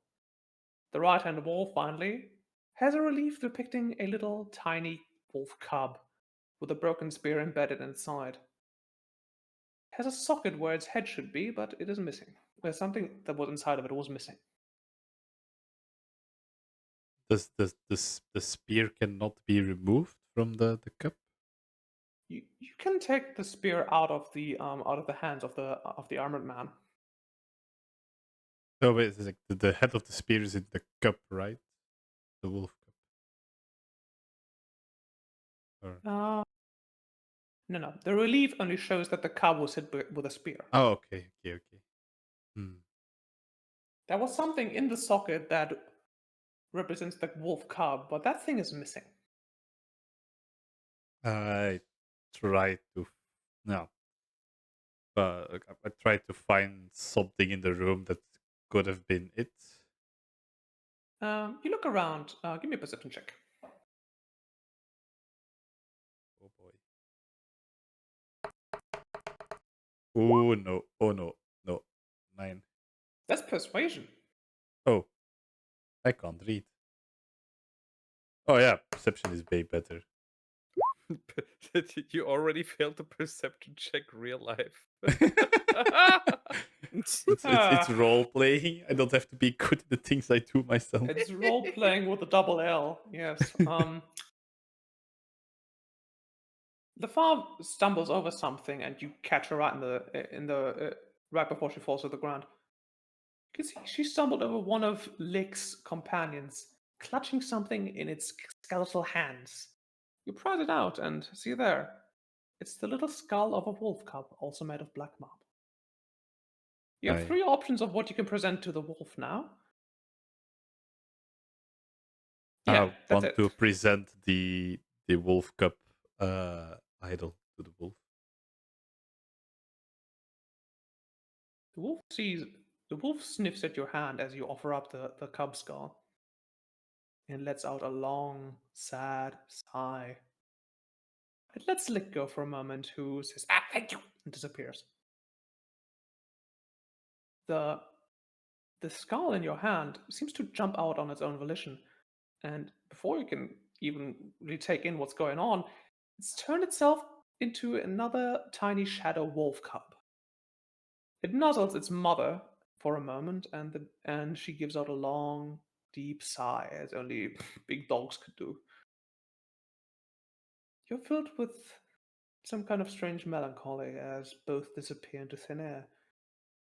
And the tile of floor underneath the wolf gives side to reveal yet another staircase. How are you holding up, Lefave? I'm pretty good. I have the idea something extremely sad just happened. I feel this is the running theme of this place. Yep. She carries on. By the way, should I keep calling you Lefave? Because it feels like I'm just calling you by your last name all the time. Oh no, that's what. Well, before I joined the order, you see, she tells you a little story, and basically you can call her Mikola or Mick or Lefave is what you agree on. Before she joined the order, or before she gained a title at the order, before she became Sister Dolor, she was just known as Lefave by everyone because it was more memorable than Mick. Right. Carrying on to the mouth of the world. Stacy and Tyr, you've entered into a skill challenge to find whatever bad motherfucker is hurting all the baby wyverns. You must 3 successes, and you find it before it finds you. 3 failures, and well, Let's the skill just say. challenge. Let's just say, you can make up to 5 skill checks. Each of you can make 1 or 2 or whatever. You can make them in any order that you want. You can only make any kind of skill check once. And it can be literally anything so long as you think it furthers your goal of finding out what has been killing the wyverns. I'm just going to start with Stacy. What's the first thing Stacy does? This is a very good question. Probably, yeah, I will try to connect with the earth more or less and try to commune with Mother Nature to see in which direction the bozo went. Very good. Sorry, did you say what kind of skill you want to roll? It could be survival, I think, because it allows you to follow tracks, forage, find a trail, or avoid natural hazards. For the first part, for the first survival check, I think that sounds like a good idea. Cowboy is actually going to give you advantage as he kind of helps you around the area, which he's more familiar with. So please give me a survival check at advantage. Boom! Holy shit. Following Tyr's tips from before and following the cowboy's lead, you eventually find a pretty distinct track. This thing has been running in spirals in like a 5-kilometer radius around the mouth of the world. Just kind of attacking things willy-nilly. It doesn't seem to have any intent of eating them. You do find some strange. Something's always wrong with the guts of the creatures, like there's some kind of parasite inside. Sure enough, you find a tiny egg with a little creature developing inside in one of the dead wyverns. I'll also tell you that it's light blue, but you can do a nature check on your next skill check. Carrying on to Tyr, what do you do first? I mean, Jesus, we're following it. We found the egg. You still have the wyvern egg around your chest, and Stacy just found the egg of some kind of blue creature. It's about the size of a chicken egg, and it was inside of the. You eat the egg. Did I hear you right? Oh, I'm sorry. No, I'm just minding the egg that I have wrapped. I can't think of anything else. My motherly instincts have started just taking over. I believe in pursuit of this animal or whatever we're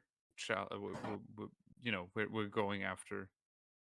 How do I want to think about what kind of creatures would distribute their eggs in corpses, like parasites. Is that a nature check, perhaps? Nature or Arcana, your choice. Let me just check my brain. Oh, it doesn't matter at all.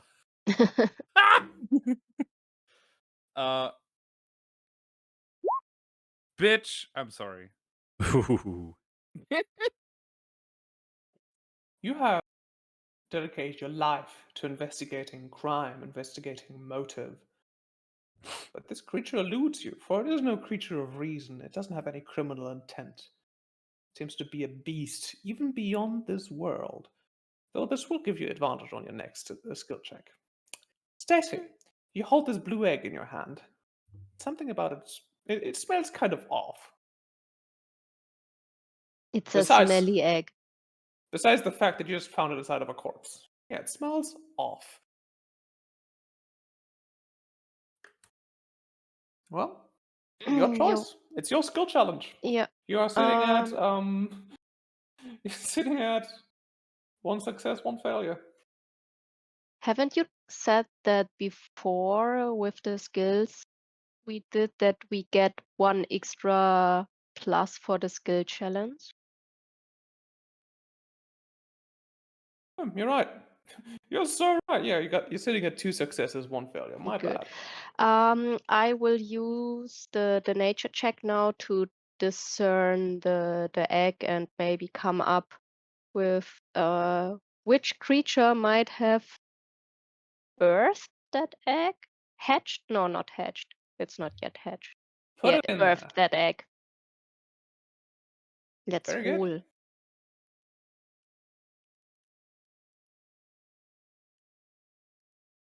Oof. I guess we don't know about this egg at all. I mean, Tyr we and both me- looked at it Yeah. and we're both like, oh, Yeah, it's an egg. egg. Bring us back to tier. Whatever you do, you have advantage.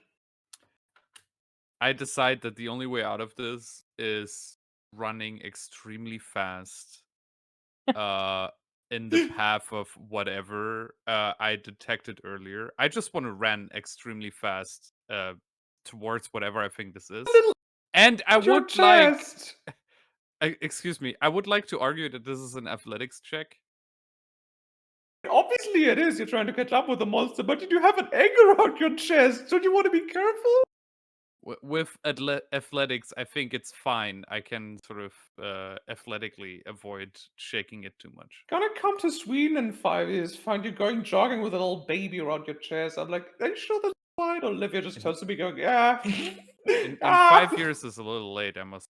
Anyways. Listen, this is low effort scrambled eggs, okay? Anyways, I don't know how to do advantage, so I'm just gonna roll twice. Roll twice. and We'll be take the on. highest, yeah. Yeah. Yes. Oh, there you go. I run as You fast run as fast as I you can, hoping to make up for any time you might have lost failing to identify the egg. Grand. And the trail becomes pretty concrete. You, Stacy, and the Minotaur clamber down into a cave in the side of the mouth world. You find a huge blue creature feeding on yet another dead wyvern. It looks back up at you, sideways slitted pupils, a big mouth full of nasty teeth, and lets out a low gurgle.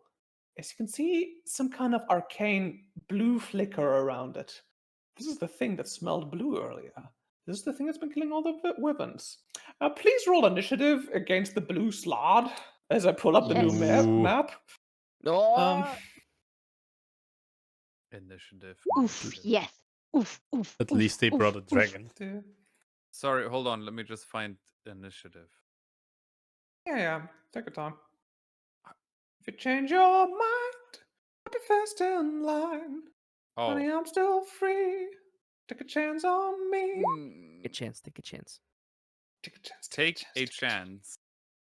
I did. I rolled a 5. I still need to see what the initiative bonus for a goddamn big toad guy is. Bonus initiative to egg. Bonus Egg. initiative 2. Don't come at me with that Are fucking we seagull. fighting Naruto Uzumaki? Wait a minute. Yeah, what's this creepy pasta looking ass? What's this Wojak looking ass? Wait. Hold on. Oh, it's a map. I thought it was the guy's face. Yeah. Why is that? No, I wouldn't do that to you. Is this just? I was vibing. Oh.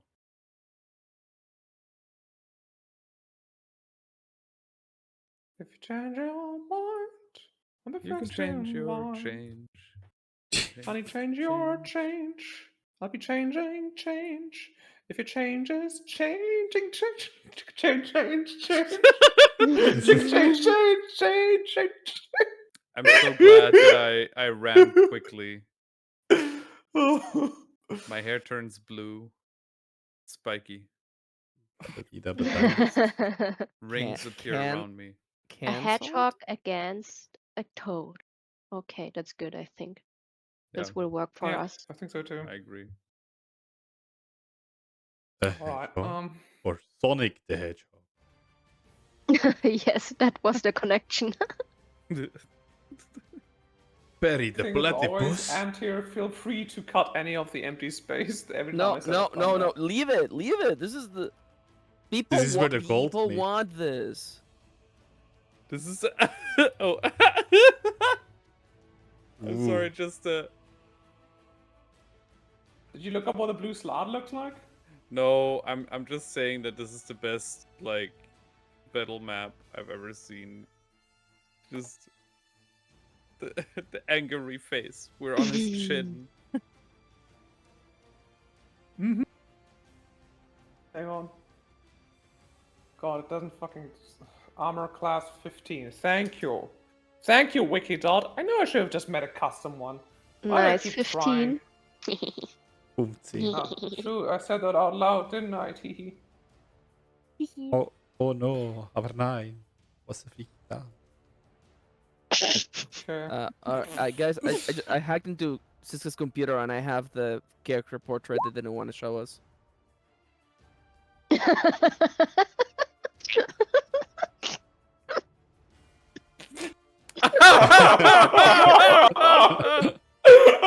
Amazing.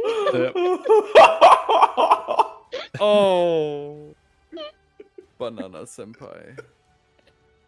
I'm sorry, I don't find you appealing.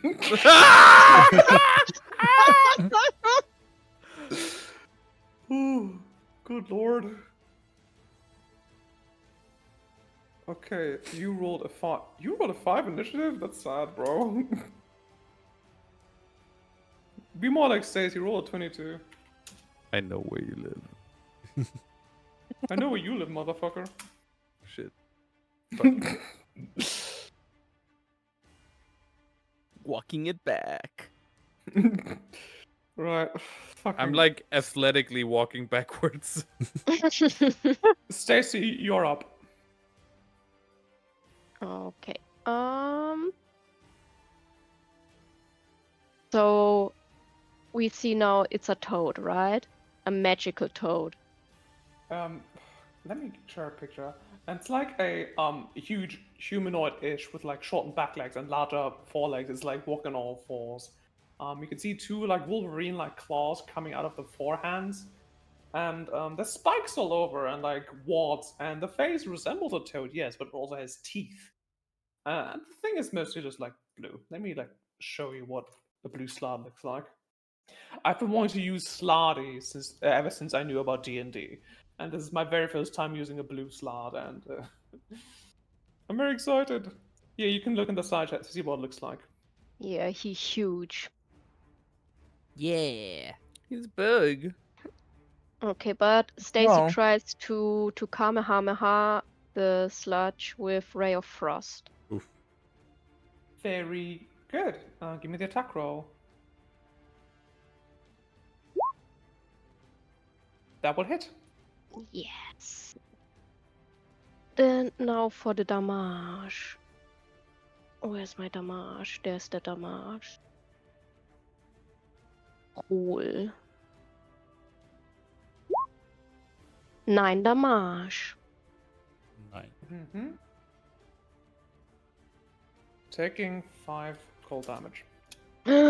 I see. I note that down. You still have 30 feet of movement and a bonus action. Yeah, but that's it for now. I will tell Tyr and the Minotaur that it seems not to be too much bothered by cold damage. Thank you. Clear. Tyr, we haven't talked about positioning yet. Stacey, I assume you're fine where you're standing. Correct. Tyr, where would you like to stand? Right now, I think I'm quite comfortable. Alright. Slat's gonna use this first, is going to...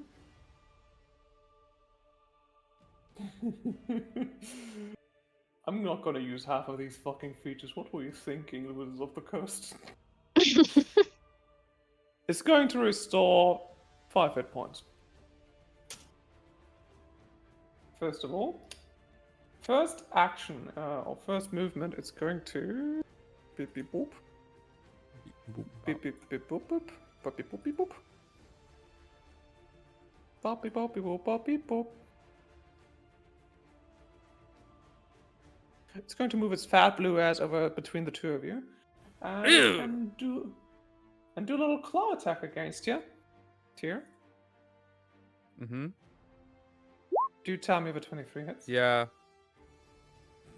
Mm-hmm.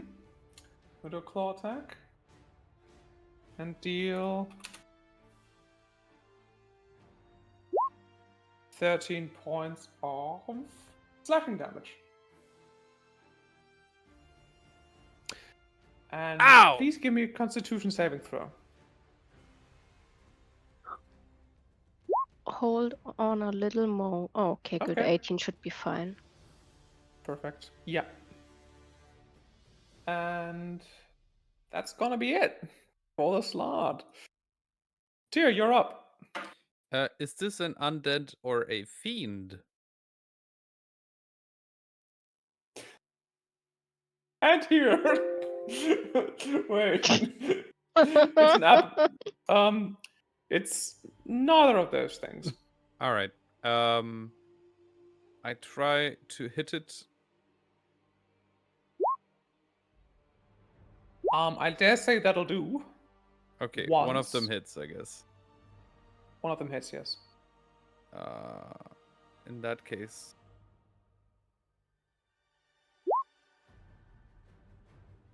8 damage. 8. Hold on. 8 points. Plus, 8 10. Yeah. this, Mm-hmm. and then hold on. I'm so sorry. This. Yeah. I'm trying to coordinate so this well. So dealing 20 damage total. Indeed.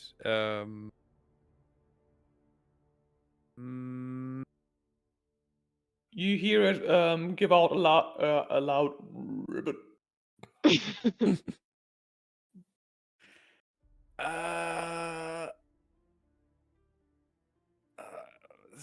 I'm good.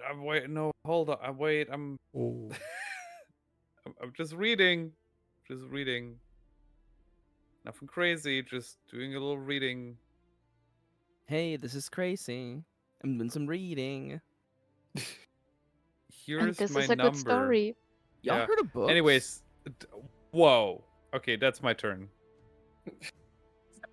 And on the layer turn of Cowboy, he's going to cast. He's going to cast Psionic Enhancement on both of you, meaning you both have +5 on your next attack roll. Sick. Nice.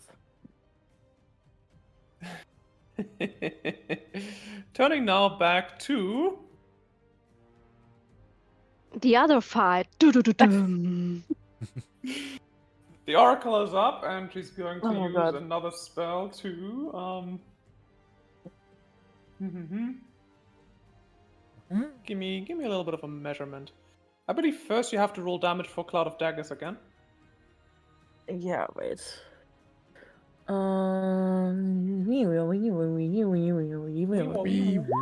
That's 20. 20 When magical slashing damage. Let me see. Cut to ribbons. Reduced to death once more. Good.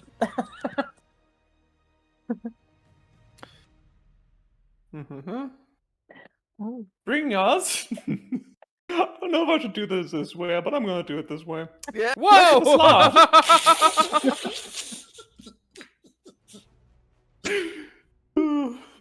Oh, a true Dragon Ball Z fight. Let's go. Yep. Seti meanwhile lies dead on the floor. Oh no. Slot's going to bite you, Tyr. Okay. Oh. Oh. Arg. Oh, Does a 14 Right. hit you? no. Okay. Does a 17 hit you? No. Alright.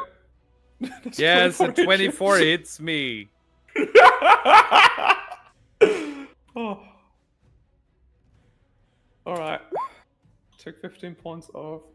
It's not piercing damage, right? Yeah. I don't care. And it's going to take. It's going to regenerate 5 hit points. I'm going out another loud. Ribbit. Bring us back to. The Crusader. I'm going to hear about this in the in the wrap up talk, aren't I? I'm going to hear like, "Oh, Siska, did you have to make such a long fight?" Everyone's so silent. Oh no. Well, no, well, first off, I didn't want to interrupt you. Secondly, I think this is hilarious, so I'm here for this. 3rd of 100%. where's my fight? I also Yeah. I just was gonna say it's like, oh, okay, cool. We're heading over to the other fight. Maybe I can ask for a little break because I really have to piss. But now it's just No. like I can't leave. No, you No, have to stay. Ziska says no peeing. Ziska says hold your pee. Ah! Folks, see you in 5 minutes to get back to this bullshit. And we're back. Fantastic. Crusader's going to hit you twice, Oof. Omni. Yes. Yeah. Was up? But can they exceed an armor class of 17? Yeah, one moment. How many Wait, shafts actually, are no, involved? no. Actually, wouldn't my mage armor still be active? Because it hasn't actually been my turn yet. Ooh, your shield, yeah. It hasn't been your turn yet, yeah. So Sorry, you still have a. So my armor class is 22 then. Alright, no hits. It's gotta be his turn. Unless, of course, I gave him bonus actions. Of course I did. Omni, it's your turn. Haha. All right. It's time to put an end to this SOB. I am going Son of to a bell. I am going to use Crescent Strike on this guy. He is under the effect of one of my spells. This is literally all that's left. Actually, now that I think about it, there's no even. Can you point in, draw like... the area of effect for Crescent You Strike? got it for me? though. You got it though. 30 feet. 30 feet. Yeah. Yep. Okay. Yeah. So he's in it. He's in it. And by it I mean my sword. Go AoE. My AoE. So I get to choose one. I can deal 5 to 10 radiant damage or heal allies. I don't think I'll do 5 to 10. I think that seems like a fun time. Roll damage. Yep. How does 30 radiant damage sound? So, remind me, Crescent Strike is no save, no nothing. You just do the damage, right? Yeah, it just says I do the damage. Mm-hmm. It does end all of my active effects. And it's a How does short minus rest. 2 HP sound? Wait, what do you mean? How do you finish this? Let's go. Okay. We come back from the ad break, and it's just me driving the sword right down, like diagonally down, this undead, and it's just like golden, brilliantly blue, like molten energy, dividing it in half, and then it just plops down. The Crusader, as well as all the creatures behind it, are destroyed. The bodies cut in half and incinerated by a pure divine lunar energy. Filled with blue That it? energy. Right. I can't believe They're they're double filled with dead Gatorade. now. All right, that's your turn, right? Yep, that's me. That's you. Tyr, it's your turn. Bonk. All right. Give me 2 attacks, and remember you have a +5 now. Whatever. You hit twice. Heck. I say under my breath. Heck. Except he didn't say heck. Damn. Mm-hmm. Good. 19 plus. Let's just say. How many spells do you have left anyway? Hold on. I have one. Well, this is a level 1. Mm-hmm. Then I spend a level 2 slot to do an additional D8.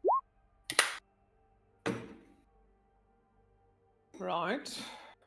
That concludes my level 2 slots. Okay, that's a total of 21. Slot looks beat up. I tell him as much. You look beat up, pal. Rip it.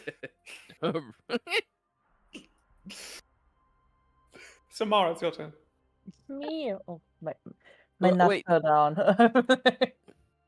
Mm, Oh yeah, I forgot about the rock throwing boys. yeah, the rock throwing boys. Like, they went down quite easily, right? Little bit of transparency here. For the purposes of this game, these are minions. Meaning, if you hit them once, they die. But you do have to hit them. I'm just gonna do. Wait. Meaning you have to deal at least one instance of damage to them. And since, for example, Omni did an AoE attack on them that hit all of them at once, all of them took all the damage at once as well. Yeah, I'm gonna cast magic missile on 2nd level, and there is 4 missiles. One moment, before you do that, No. what does it take for you to move your Cloud of Daggers? Let me read. I don't think you can move that one. Yeah, you can. It Yeah. takes an action. Really? Yes. Where do you see Well- that? Am I stupid? I just know.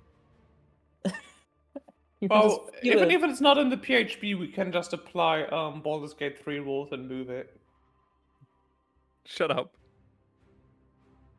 Well, what'll it be, Shamara? I mean, if I can move it, I'm just gonna move that bad boy. Alright, move it right over here. Yeah. Good. That's crazy that it just happens to intersect all of them. Almost. It's almost like I'm a DM who doesn't want to waste anyone's time. No. You're never counts. No, wasting no, my no. time. We should we should see if they miss back and forth for a couple rounds. Oh. Oh. And combat is over for the two of you, but not for. But not for the other two.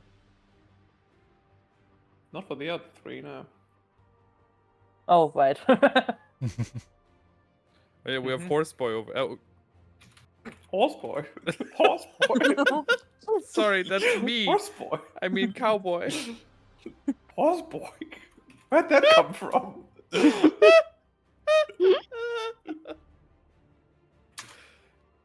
Oh, okay.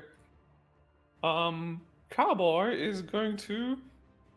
Should I do this? He's going to pass his turn. Stacey, you're up. Alrighty. Stacy extends her claws and she tries to slash the bozo with primal savagery. Give me the attack roll and free my soul. And it's with it's with +5, right? You said. You get an from additional the... 5 on all attacks, be they spell attacks or weapon attacks. Oh, okay, let's see. This means I have D20 plus what I already have.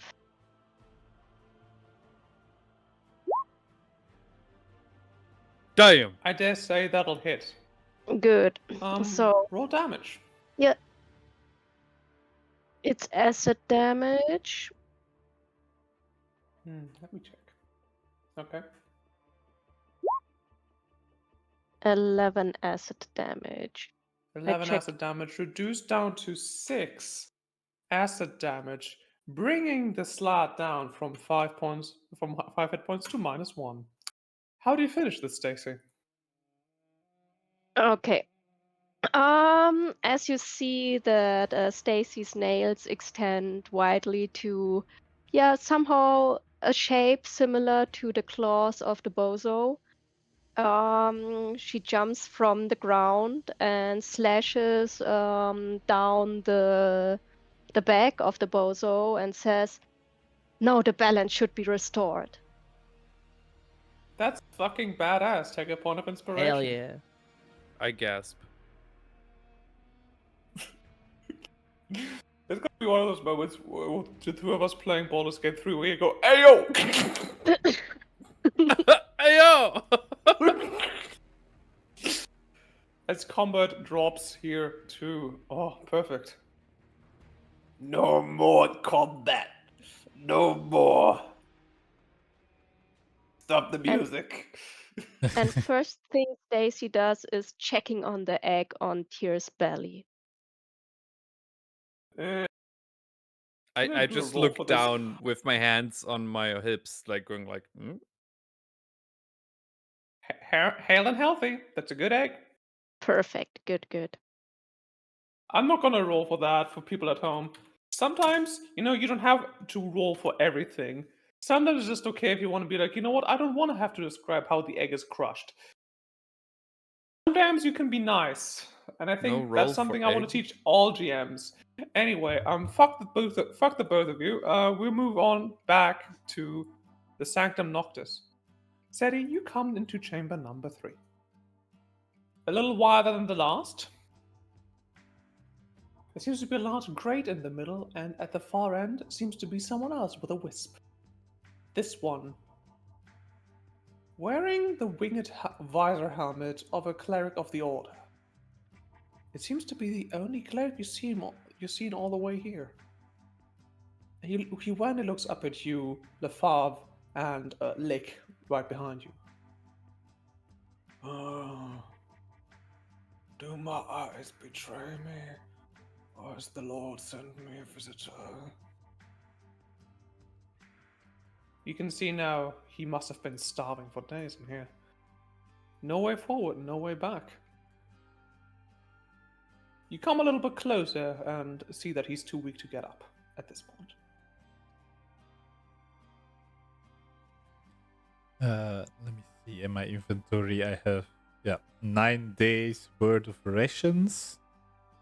But it took like 4 days to get here, probably. So I got like You take a little bottle of water. You take a little what do you call it? A wineskin filled with water, and you bring it up to his lips. He takes a little sip and says, I came all this way from Muspel Island. Me and my brethren, we were slaughtered by them. He weakly raises a finger at Lick, who puts up both her hands like she's innocent, like, oh no! Who killed your friends, little cleric? I was the only one to make it this far, only. This temple hasn't seen water flowing in millennia, and this is a water puzzle. I am stuck. See behind him now, illuminated by the wisp above his head, and a basin hung into the wall.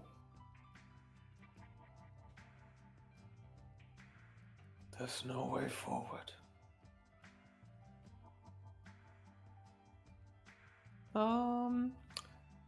Seri, you look around the room and you see that just above the basin, illuminated by the wisp, by the two wisps now, is a little relief, same as in the last room, only this one shows a woman lying on her back. Gruesomely, her arms and legs have been cut open with incisions, and red lines are flowing from her limbs as to represent the blood. And they each fork off and lead into 3 different, simplified vessels, which are being carried by little crow-like creatures. Take another look around, see that besides the central wall that the cleric is leaning against, the left-hand wall, there's a bigger basin, and to the right-hand wall, there's yet another basin, which is only slightly bigger than the one in the center.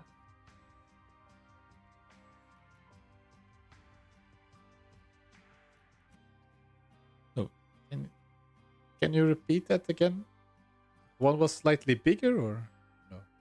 That's right. There's 3 basins total. The door that you came in through, the back wall, there's nothing there now, like the doors disappeared. But to your left-hand side, there's the biggest vessel. In the middle, there's the smallest vessel. And then to the right is the most medium vessel.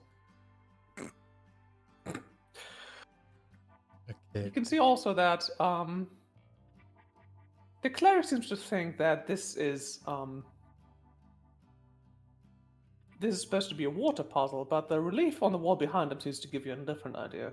One that's a little bit more gruesome. Yeah.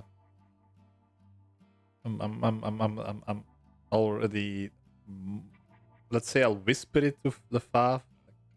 Okay, I know this is supposed to be blood instead of water, but I have no idea right now which of the 3 basins I should pour it in. You think it's supposed to be in the basin? I feel like I just walked over a grate. Points at the grate that the two of you are standing on. Maybe the grate's connected to the basins? If you look into the basins, you can see there is in fact a little whatchamacallit, little tap that siphons something out of the wall into the basin. How many times can I say basin before going mad? Bazin. Bazine. Bazinga? If you want, Seti, if you want to cut this short, you can call out to Blightwood or give me an insight check.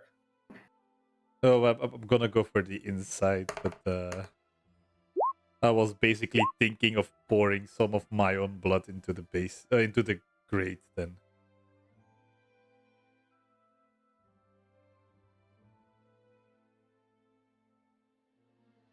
You look.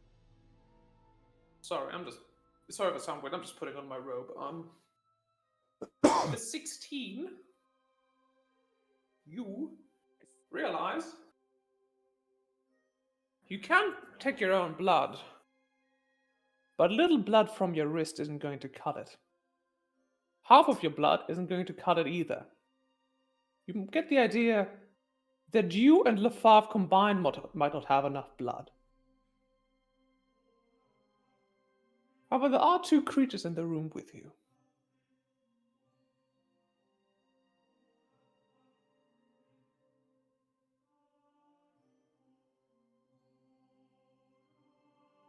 See, I really don't like to think where this is going, but I think we might have to get rid of our friends.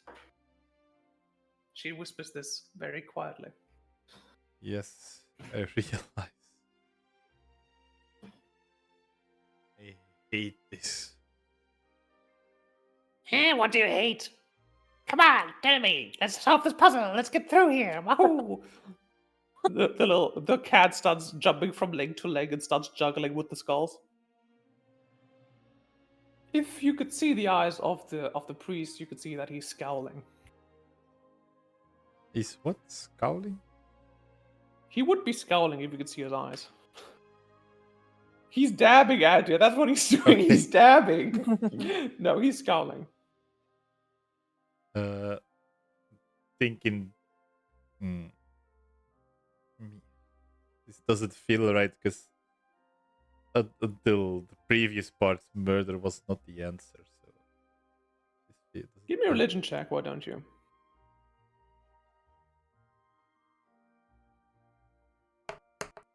Yeah, no, 9.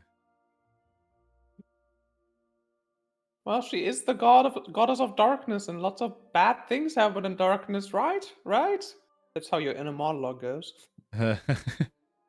What did they say? Beating someone in the dark is a victimless crime because they can't see it coming. What? Who told you that?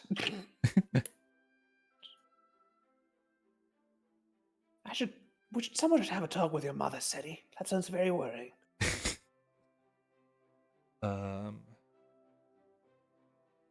Right. Well, Seti, if you want to think about that for another moment. No, I think I'm gonna look in the father's eyes and say, like, if you're okay with this, we can try it, but Oh, definitely. She rolls. She takes. She draws her sword. Roll initiative, please. it feels like I'm gonna fail my prompt hard this time. That's fine. That's gonna be theater of the mind in this case because there's really no need for a map here. So you got a 22. Bip, bip, bip. Beep boop. Beep boop. Oh no. Boppity boop. There's Skippity there's boppity there's, boop. there's there's two evils in the forest. They're 50. Oh, they're like 50 miles wide. 15 miles wide. Let me just see if I can find the stat blocks while I look for the stat blocks. Samara and Omni. You Aye. turn now to a quieted down square in the middle of Blackriver town. Around you, the corpses of the dead. Again. You have no idea how long it will take for them to come back, if indeed they come back. There seems to be something ominous as you cast identify. What's it? Identify magic? Is that the name of the spell? Detect magic. As you cast detect magic, you realize that the ones you've killed, who have most of the body intact, they still seem. There still seems to be some kind of malicious aura around them. Those that Omni completely bisected, they're dead. Like they're gone. It seems to have Okay. something to do with the integrity of the body. At some point, not even the Chain Lord can bring them back. Can I just burn all of the bodies? Please go ahead, burn all the bodies. Give me a dexterity check. I mean, I would have just used Firebolt to be like, pow, pow, pow. Well, in that case, give me a spell attack. Of course, wait. Where ga je bij spells? There.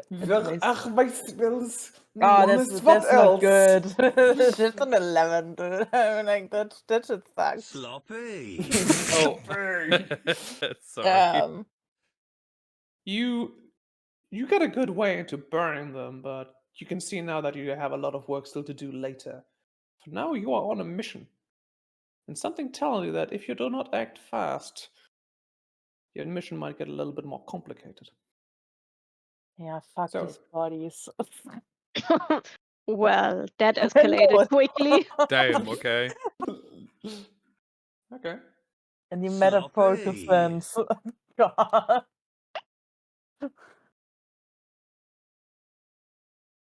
Right. Carrying on. Omni, you and Xiomara start making your way through the town. It takes a while for Xiomara to destroy all the bodies. If you help in any way, it probably doesn't take as long. I will gladly assist. Do I have any burning spells? It probably won't take that much from you to take one of the torches from the bodies, light it, and then, light the rest of the bodies on fire also. I definitely do that. You definitely do that. I do that. You do? Sloppy. Sloppy. Okay, so yeah, so we have burned all the members of the chain gang. Chain gang. They failed Omni, to Is why the did save chain you- me lord one hot? time. Have we seen the chain lord? Are they hot? Do why they don't have you- like a Are they like a why don't slutty you- little like harness? Maybe fishnets? Do they Why fuck? don't you give me Roll a for religion? Do they hotness. fuck? Roll me a religion or insight check, Omni, to remember your uncle okay. Ilmar. Oh, not my oh no. Do it for me! Do it for me! All right, what about a 13, huh? Straight to horny jail, apparently. Yep. Bonk. Let me just see. Lefort gets a. Oh, yes, thing. you remember your uncle's codpiece. Yes, what a mighty codpiece he had. Oh, how he walked around with his pierced Sloppy. nipples exposed. So, little bit more, another lore tangent. Let's do a little bit more family history. Yes. Okay, so Popcorn, remember how your mom and your two aunts were the children of Gaia and three Titans? Well, there was another god that was the same generation, one that's a little bit more introverted, a little bit less known. Not even you have seen a lot of them, and that's Iergo, the god of death. Diego was the child between the void and time. Because in the end, all things come to an end. And that's what death represents. Curiously, they managed to have 2 children of their own. Twins, much like you and Effie, only the two of them never seemed to have much to do with you. Those were the gods of justice and love. Ilmar and Loviar, or Viatar, as she became to be known later. The Dawnwood did not leave them unaffected. Ilmar, who used to be a god of justice, became a god of war, especially after his own daughter tragically died. He became reclusive, emaciated. Remember his once silver skin and long silver hair that was very similar to that of Vulcan turned a strange tarnished color. He started surrounding himself with chains. He started wearing them around, as if he was shackling himself to some kind of destiny that no one understood. His followers equally became deranged, and soon enough he dropped off the radar entirely, off to do his own work down in Gehenna. Viatar, on the meanwhile, didn't stay the god of love either, but she's a different story.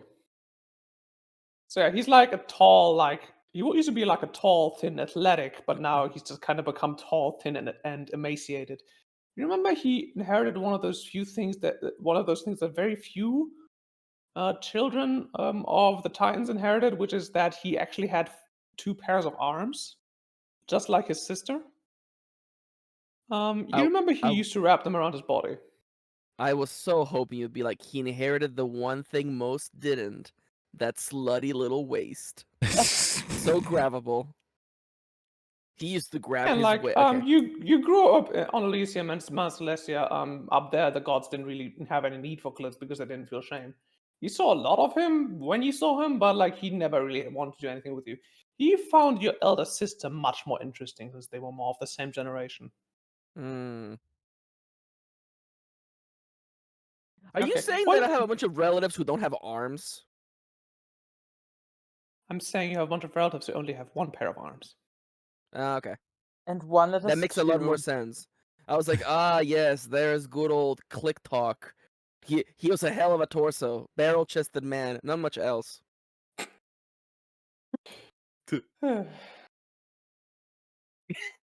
did we do all this? Anyway, yeah. Because it's Called the Chain fun. Lord. He calls the Chain. He calls himself the Chain Lord because he's all about order nowadays, about subjugation, about discipline. He treats every single one of his followers like a link in a big chain. A mantra between the clergy of Ilmar is the chain will remain unbroken. May my body shatter and my mind crumble, but the chain will remain unbroken. It seems these clerics have taken it more to heart than most would, turning themselves into undead. Good. The two of you start investigating the town proper. What other inscriptions you find corroborate the stories that you remember, Humara, and that were told to you by Moose and Grub, who you probably won't be seeing a lot of in the future. Why don't both of you give me an investigation check? Was You got it, boss. there these? Yeah. Yeah. Yeah, yeah, good 20. Ooh, a nat 20 plus a 1. Foraging for supplies or whatever you might find, both of you find, well, Sumara, you find 2 potions of greater healing. Ooh. You find Nice.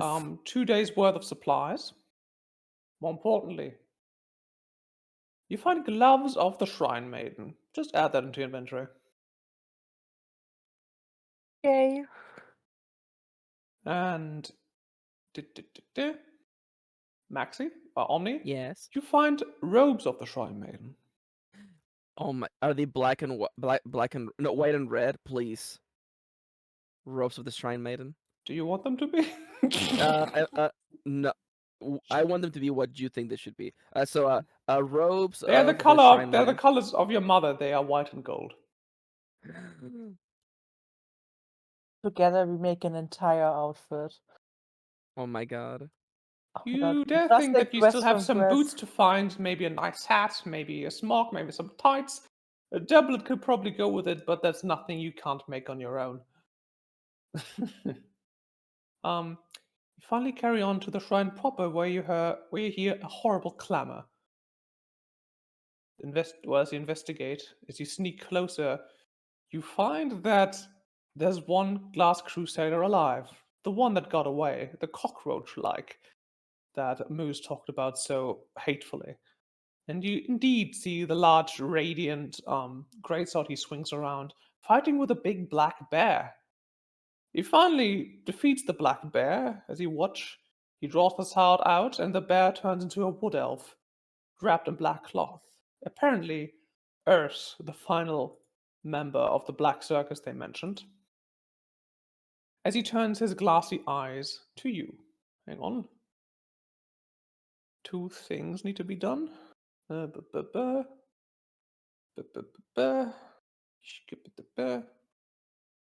think I had a very fun name for this handout. Oh yeah, I did.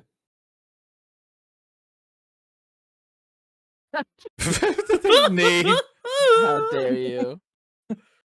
For our audio-only listeners, the caption for this handouts reads, "Oh fuck, the cockroach is back."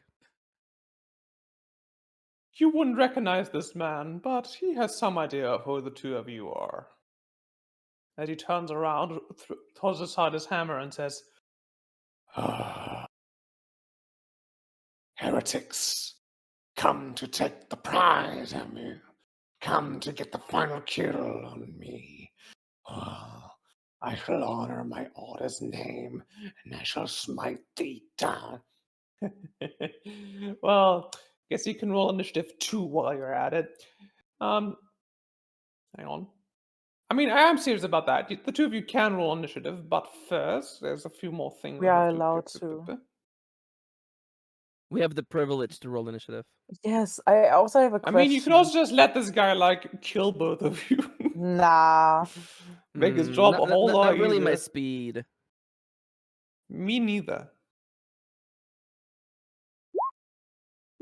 Finally, good initiative. There you go. Hey. 12, pretty Finally, impressive, some good huh? fucking food. Okay, let me just see. There's so many inches you're tall. So, skip-a-da-ba, ba-ba-skip-a, stip-a-da-ba. Shippity bop bop doobie. Dang. Scad Skip it man's wop! world. Okay, you both rolled initiative. I'm gonna add you both turn order. Yay. I'm wondering if I should. No, that's a bad idea.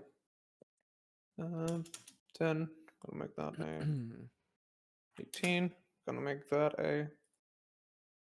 Siska's like, 11. should I add the full-grown red dragon to this encounter? No. I'm wondering if I should just skip Seti's encounter since it's just kind of set up for something else later. Anyway. It's fine. Foreshadowing is a storytelling mechanism. No, Seti it's getting- the other getting quote. It's the other no quote. gameplay. It's subtlety is something employed by cowards or something. Yeah. Subtext is for cowards.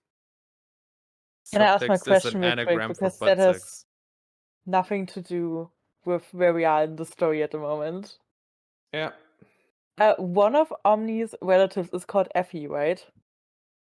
Yeah. Effie is short That's for my Ephialtes, brother. If that is that Effie is short for Ephialtes, which is Greek for nightmare. That's because Okay. Omni's proper name is Oneros, which means dream. The twins were born as the god of nightmares and dreams, respectively. Okay, but my question was if that nickname is a reference to Effie Priest, which I don't think Maxi No, knows. not Do you know Effie Effie. Priest? No. Oh. Who? Oh, wait. Effie what? Effie Priest, Priest. Priest with a B. Yes. It's a German book that was From like a Theodor turning Fontane. point. No idea. Yeah. The only Effie I know is Effie Trinket from Hunger Games. Okay, because we showed that in the theater like last. Oh, that's cute. I thing. just looked it up. I was like, Yeah. is that a reference to Effie Priest? And obviously it isn't, because I don't think anybody now. outside of Germany knows that. By Theodor Fontane. Okay. All right. Okay, yeah, I'll add it was Well, to it here's the the thing, the- though. list. Like, Maxi didn't name Effie. I did. Was it a Siska? Was it a reference to Effie I don't know what an Priest? Effie Priest is. No. You don't I know think Effie the main Priest? subconsciously, character. I think subconsciously she knew because I know we went to the same school, sister, as this guy. I think we both learned about it. Sister, Sister, sister. my sister. That's right. Yeah. My sister. I clearly went to no schools because I'm fucking dumb. But No. anyways, No, don't say that. Oh. We are all very smart and competent and sexy in this group. wow. Oh shit! Yes. Then I should be out of the group. No. You stay here. All right, focus. Okay. I'm Was that you focused. snapping your fingers? I love that. I need like a key Seti, or someone. Seti, you're up. Theater of the mind. You're about 10 feet away from either Lick and well, he never told you his name, so he's just a cleric. Spit. His name is Spit. His name's Brother Alivio, Okay. which was kind of an ironic name, seeing as you're going to alleviate him of his pain. Fair. Shut up, Floor. You're not even in combat. Seti, what are you doing? I'm taking Anders meander, and I'm gonna meander someone's face in, I guess. Yeah.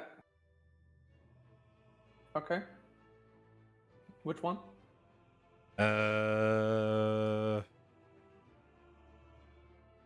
I feel like I want to go for lick. Wanna go for the cat juggler? Yes. Please give me the attack roll. And there's gonna meander. Oh, that's a crit. That's a crit. Please roll damage.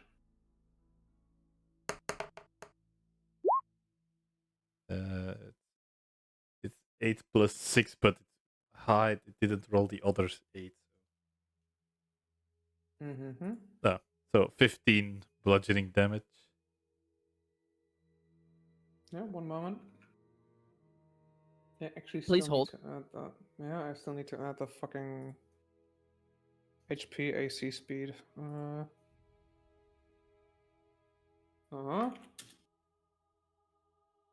Okay. So you did 15 damage total, is that right? Yes, on the first attack. With a magical weapon, is that right? Yeah. Okay. And then I have It hits her right in the face, as you can only watch as some of the balls fall to the ground. And then in this very moment, Brother Livio finally gets to his feet and starts coughing up blood, but still seems to have some fight left in him. Good. First attack. Yeah, second attack. That's only 18 to hit. Will not hit, unfortunately. You toss the hammer one more time, it comes back to your hand, but did not find purchase. It seemed at this point that Lick has returned to the shadows.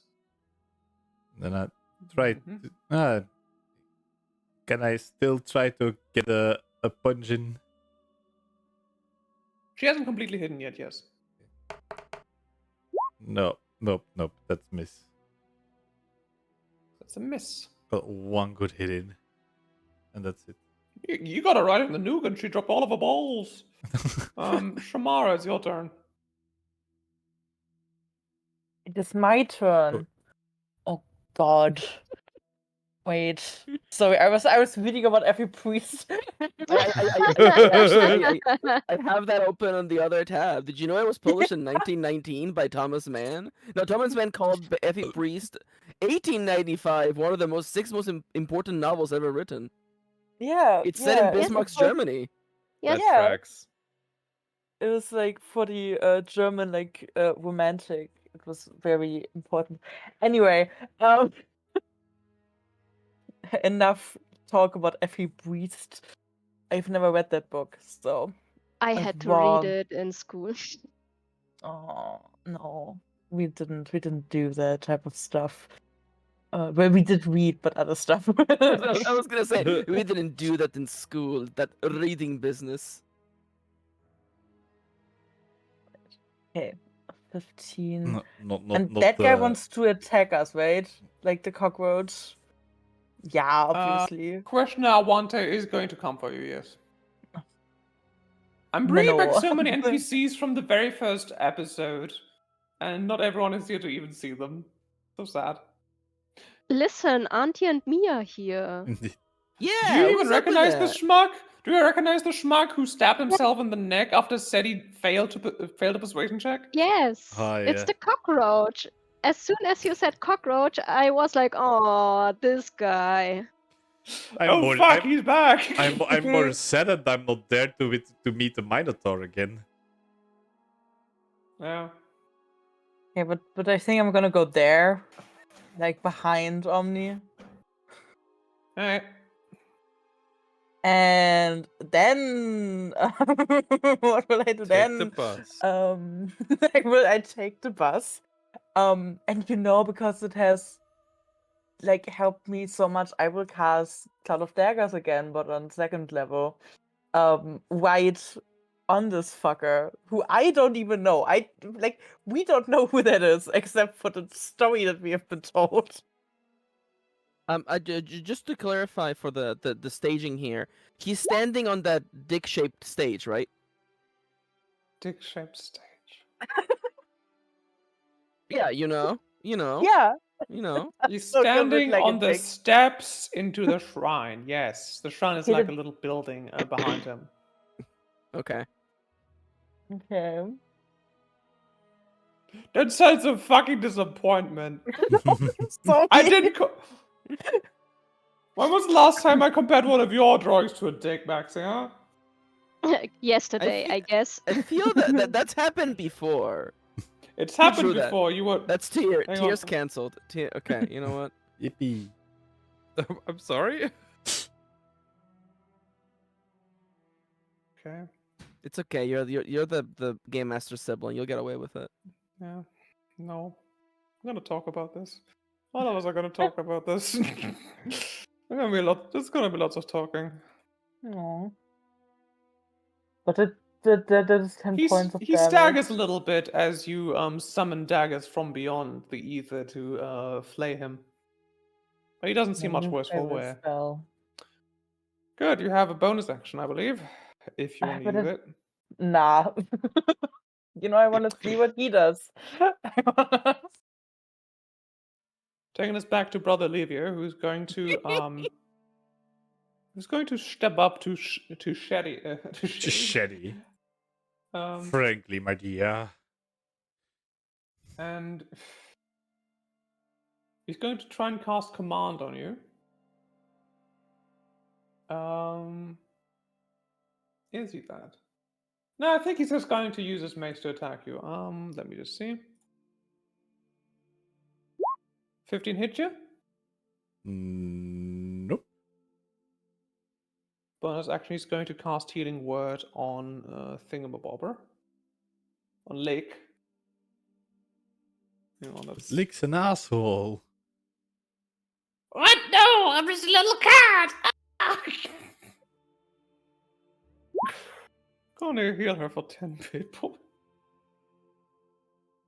Thank you, bozo! Heading over to Lefave, who's going to stand behind you defensively and give you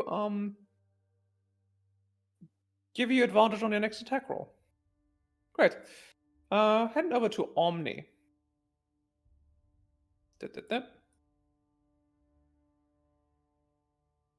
All right. What you doing? I would like to run up to this SOB. Yeah. Well, if I stand here at the little tip of my arrow, I'm getting hit by the. Yeah. Okay, so take me Well, one back. No, my sword is hang on one moment. I have Sephiroth's Masamune. I can reach 10 feet away. That's fine. Okay. Okay, so I am going now. We didn't have a short rest, I don't think. So you know what? That's perfectly fine. I won't cast my We can say you had a short rest.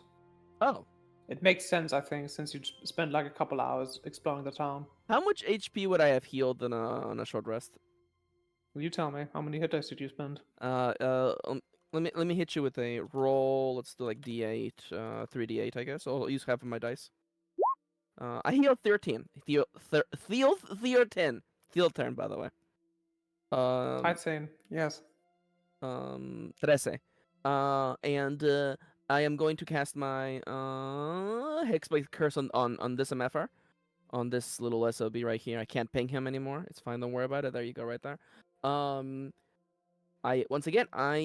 get 3 extra damage, critical 19s and 20s. I'm dealing 2 attacks on this SOB. D20 plus 10. First attack is a critical miss. Second attack is a 13. As we all know, cockroaches don't have high armor, so I should be fine, I think. Yeah, famously not indestructible. Yeah. And see, they don't have this skeleton on the outside, where it would protect them. Let me see. So I missed bad, huh? You missed bad. I missed bad. You know what? This is fair.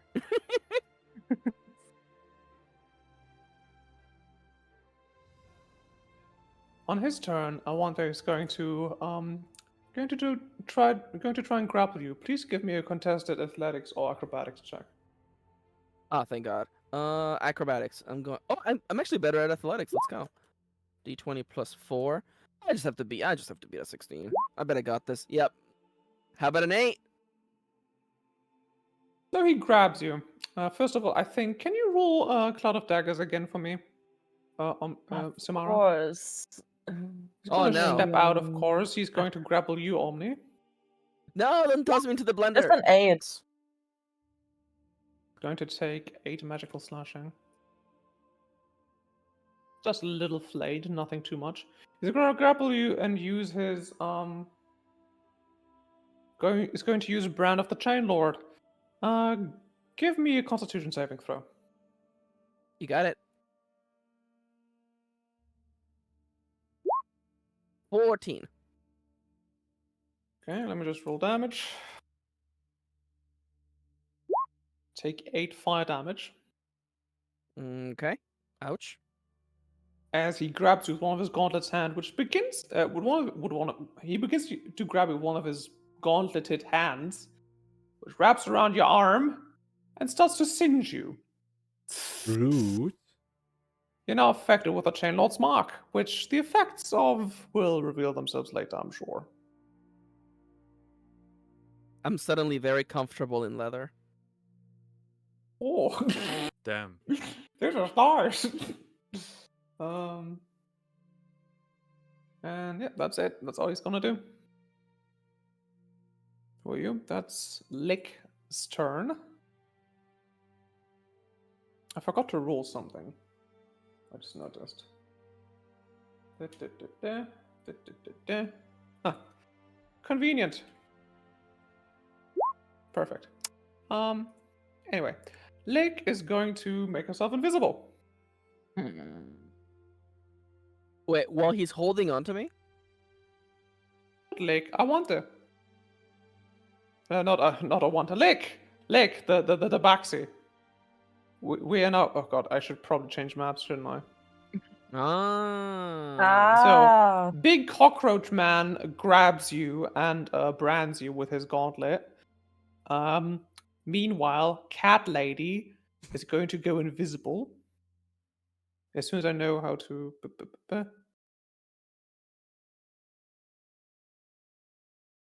How can I move something to a different layer? Ah, is it too back? That would put it behind Can the you- map, wouldn't it? Yeah, probably. I think that's what you want. Can you see her? Can you see the frowny face? Yes. Yeah. Yep. Yes. Okay. Da.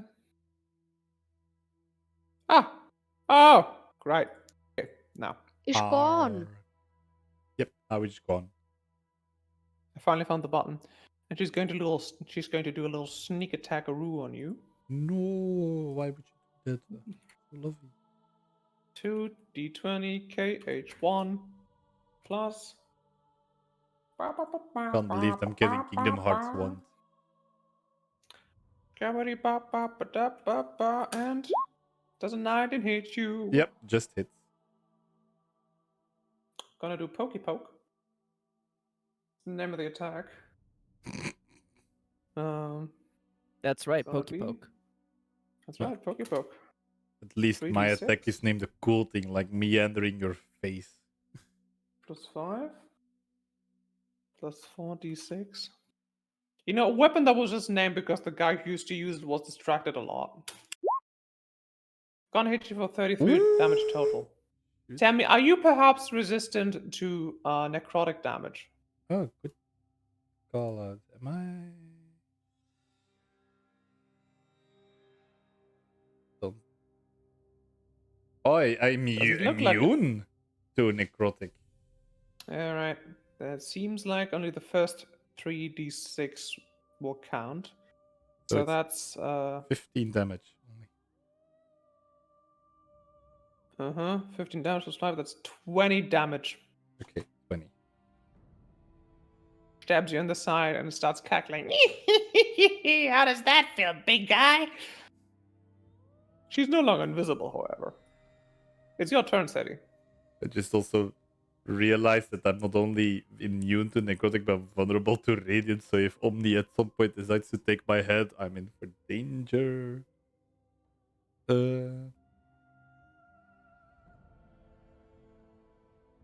Actually, nah. It's an action. Well, I want to try it. Okay, I'm gonna use. Just use your inspiration, boy. I also have that. Then I'm not gonna use my hour of reaping. Then I'm just gonna attack a bit more. Attack. Attack. Meander some faces in. Hell yeah. But the 15's gonna miss. 15's gonna miss. You have advantage from Lefebvre, by the way. Oh yeah, then it's a 25 to hit instead. 25 will hit. For a total of 7 bludgeoning damage. 7 bludge? Yep. You're doing this with a magical weapon, is that right? Yep.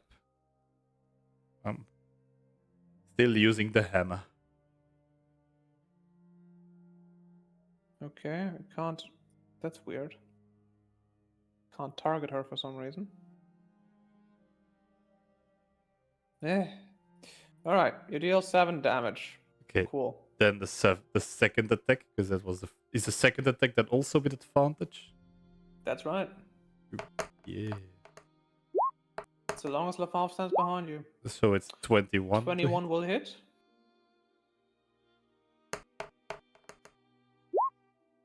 It's 10 bludgeoning damage.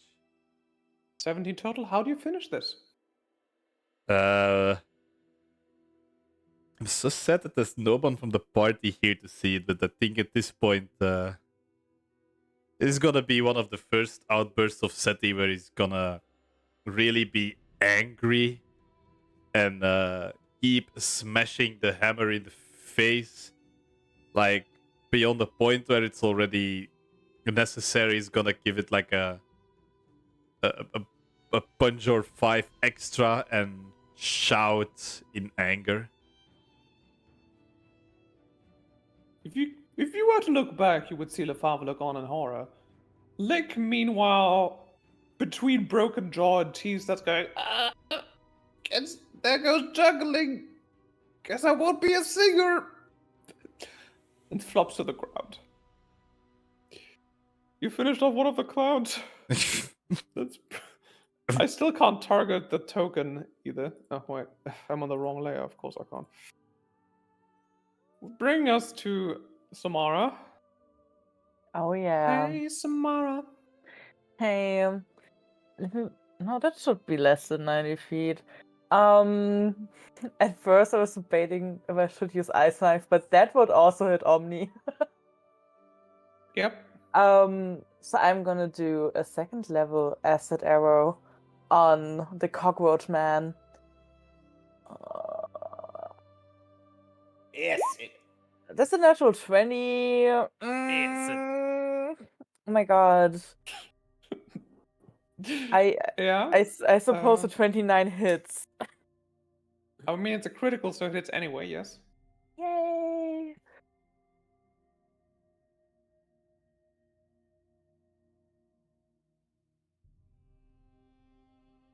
It's gonna be So that is a 9. 9 So now, 7 instant- later. Yes. So 18 now. 18 now. 14 later. Yeah. Fantastic. Let me just check something real quick. Da, da, da. No, I don't want conversion. I want the calculator. Thank you.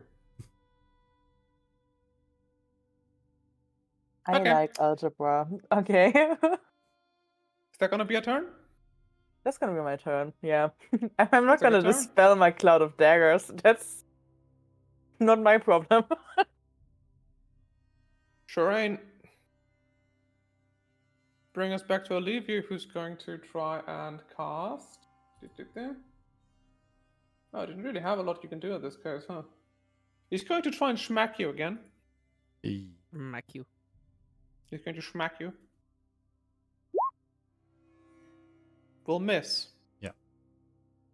And Miss, by the way. flop to the ground, coughing up even more blood. Damaging himself for 15 damage. Ooh. Great. Stop playing games, Siska. Lafav's going to take out her longsword and slash him to death. Wahoo! Combat is over! Get the fuck out of my face! Waha.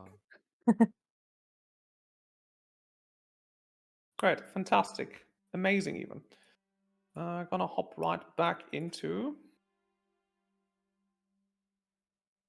Omni. Yes. Yes. So, I'm grappled. Certainly I must have to fight him off if I want to attack him, or can I attack him while he's grabbing me? You can attack him, but the attack is going to be a disadvantage. And I would have to spend my entire action just breaking free. Unless you can reasonably explain to me why it wouldn't be. Let me just really quickly look over what I got here. I see.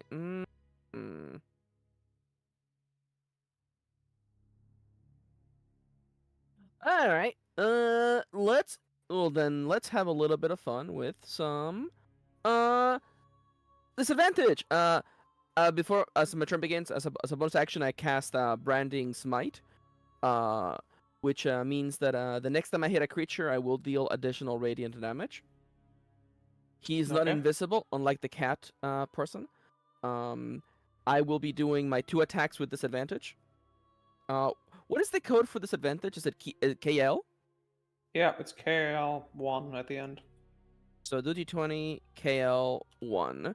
That's right, Wait, Kingdom Hearts 1. I guess I still have my modifier at the end. No. It should be. It's 2d20 KL1 plus your modifier. Thank you. Okay, so this is the attack number 1. Hmm. Attack number 2. Huh? Ooh. Oh, that's a critical fail. That's a hit and a fumble. So would the fumble affect the hit? No. Okay. You Is still this hit guy once. okay, so it's 3d6 radiant damage plus the rest of my regular damage. So get ready to get a bunch of dice out. Where is my sword? There, it's me beautiful sword. And he is still affected by the curse. So he gets additional damage. So that is going to. I'm gonna assume I'm holding my sword with For one what it's hand. worth, he's also undead. I don't know if that changes anything. He is, in fact, yeah, that's good. Thank you for telling me that. I'm gonna swing with one hand since doesn't really make sense how I'm hitting with both swinging the sword with both hands when he's holding one of mine. That really makes no sense to me. So that will be a 2d8 plus 10 plus 2d plus 2d8 plus 3d6. All right. 43 damage, boss. Holy shit. Very nice. Screams out in anger as you demolish him. How do you finish this? Having cast Branding Smite, my sword glows even brighter. I slice the arm that's holding me down, and then I drive the sword right through his cockroachy chest. Yeah. Chandler, take you. Immediately as he dies, you can see a chain materializes around his neck and pulls tight as he is dragged into the ground through a portal and disappears.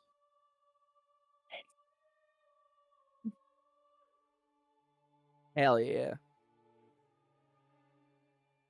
Kind of Right. kinky. I'm not gonna lie, kind of kinky. I'm gonna say, this whole chain business. I'm not saying it's wrong, but it ain't right. All right, cool. Well done, folks. You cleared both of these mini encounters. Yippee! Wicked. Yip. Yippee. And don't forget Yippee, Frogman, who we decimated. Returning Yes. now to the cave with the frogman who you decimated. Where's Cowboy? There you are. I'm also kind of sad that Sadie didn't get to talk to him again, but never say never. All right. Seems like we got the culprit. Thank you, folks. So, did either one of you get infected with one of his eggs? Oh, excellent. Well, let me just go. Then let's find a nest for this little guy, and we can sit down and have a little chat, right? Excellent. Excellent, you say. Excellent, you say as you pet your egg. Stacy kind of groans, and the bull man gives loud, as bulls like to do. He flicks his hand around and uses telekinesis to transport the corpse right out of the cave and toss it into the mouth, into the big sinkhole. Right. Don't need to have nature do all the cleaning, right? Takes to a nearby cave with another blaze wyvern peacefully slumbering. He inspects it, pets her head, and invites you to come closer, but very slowly. The wyvern then raises her head, big tendrils coming from her face, looking at you with curious eyes. She looks at you more curiously than she does Tira, Stacy, for a reason you might guess at. I carefully unwrap the egg and offer it to the wyvern. Would it be so fucked up if she just ate it? I mean, Alright.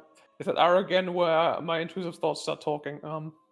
actually, the egg. I just want to express that there's a certain form of reluctance from Tyr's side, as he's like, well, I've been protecting this, but I have to take it, give it over.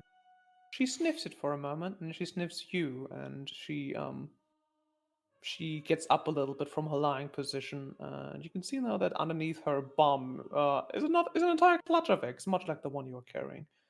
Only these, unlike the one you are holding, aren't a pearlescent like white color. They're deep red.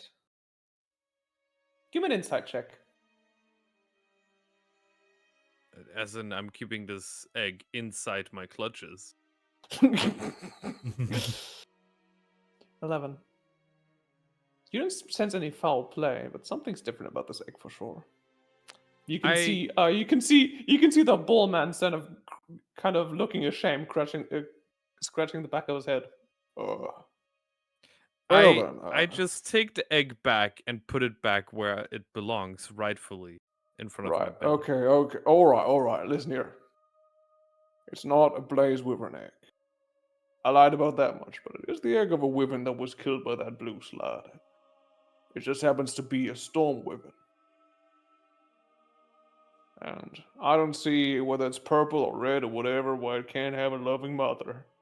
And you can provide for it, caring as you are. Damn. Okay. I'm assuming you give a big puppy eyes like. All right, but I guess you would know that this one can care about this one. Yeah. It's not like it's Well- gonna eat it or something. Well, it lifted its clutching pouch for you, so All right. I think we should be fine leaving the egg here. I once again produce the egg from my pouch. She sniffs you again and lets you place it underneath her, and then goes back to a restful slumber. Cowboy pets the wyvern and lets out a long sigh, and then he says, "Huh. A little bit more plump than I remember her being. You haven't been." He looks around and. Do you see those footsteps? I think someone's been here. As you make your way out of the cavern, Tyr, one last time looking back in anguish, leaving behind his baby. The three of you make your way back to Cowboy's camp. And he starts explaining to you everything he knows about the blue lamp that has been sighted here. Anything else the two of you would like to get out of the way first? No? Out of game, I have to say that Olivia has come home and she looks tired. I must soon get over with it. Let's play until the hour, or at least try to. Long shot of it is the cowboy tells you about a place called Treefall Redoubt, which is some ways south of this location here. It used to be kind of a pre-imperial gathering ground for Fae and witches living in the area. After that, it's kind of been used as a camping ground for caravanners. He assumes that the caravan was last there, and also that the blue lamp was seen there because a couple nights ago, at least that's what he gathered from the wildlife, a big blue light was seen over on the horizon over Treefall Redoubt. And then a bunch of strange creatures such as the Slad were seen roaming the area. He promises to come with you back to Uwago at some point, but first he needs to investigate who else has been camping out at the mouth of the world. And if the two of you have nothing else to do, you return back to Uwago to share your findings at the end of the week. I think I have one more question to Cowboy. Yes. If he perchance has met the weirdress who is missing. Weird as Maquella, yeah. Seen her around, but not with wholesome folk. She's been with the Black Circus. I don't think she's been inducted, but I don't know. The Circus don't seem to tell me very much. Don't want to tell me much about her. Something's drawn her to them, though. If you want to look for her, you should look for the Circus. That's for sure. Alrighty, thank you. Thanks. Alrighty, see ya. Bye. Goes back to his camp. You're free to stay one more night at his camp before you return. Great. Teddy moves on to the final chamber. Tamara and Omni are left in Blackriver, so Omni can investigate the shrine. And Stacy and Tyr return to Uwago. I say we end the session at this point here. I think that's a pretty good point, since we know pretty much exactly where we're going to pick up next time. For sure. And Sounds good. Yes. hell yeah. Great. Let me just very quickly go through the game we started at the start of this session. Omni, what was your number? My number What was was your prompt, rather? 5. 1 cut, 1 kill. You motherfucker. Yeah, you did that. I fucking hate you so much. Why do you give you the powered up sword? Why do I give love you you a too. souped up fucking sword? Yeah, I love you too. Seti, what was your prompt? Whatever you do, defend the innocent. Oh, well. Well. Yeah. Well. I was not given many Stacey. options. Stacy. Heal the wounds of the world. Oh, you fucking did. For sure. Tyr.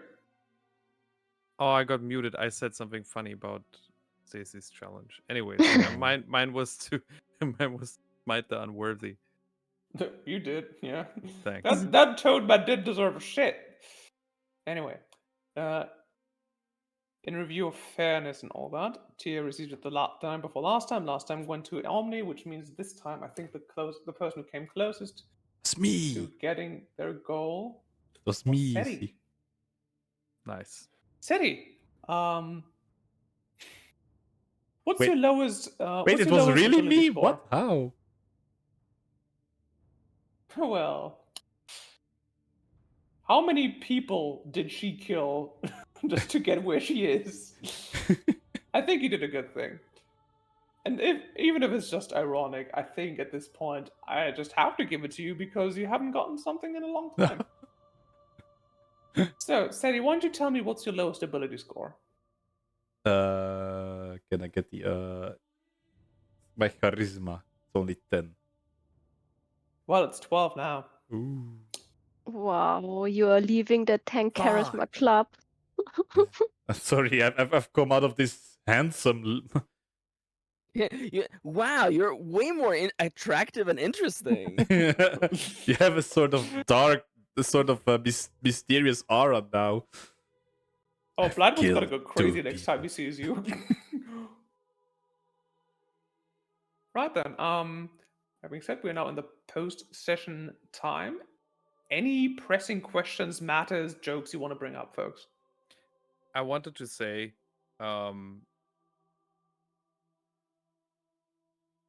damn it. Right, Stacy. I mean the gaping wounds of the world and whatnot. I can't believe you didn't mend the mouth of worlds. Apart from that, I think that was everything I had saved up. Well, that was very good, thank you. Great. I legit have a question. Like, A legit question? yeah, Damn. was there an actual way for me to get to the last room without spilling their blood? Because I did not Oh find no, it. no, absolutely not. You had to kill them. Yeah, I thought so. Because I was thinking I The could not have setup. found it. I know that Seti isn't particularly smart, but then there's Ant who actually cares about well-made riddles. He's just like, she just wants me to kill people, huh? Yeah, it's like Sometimes it is that simple.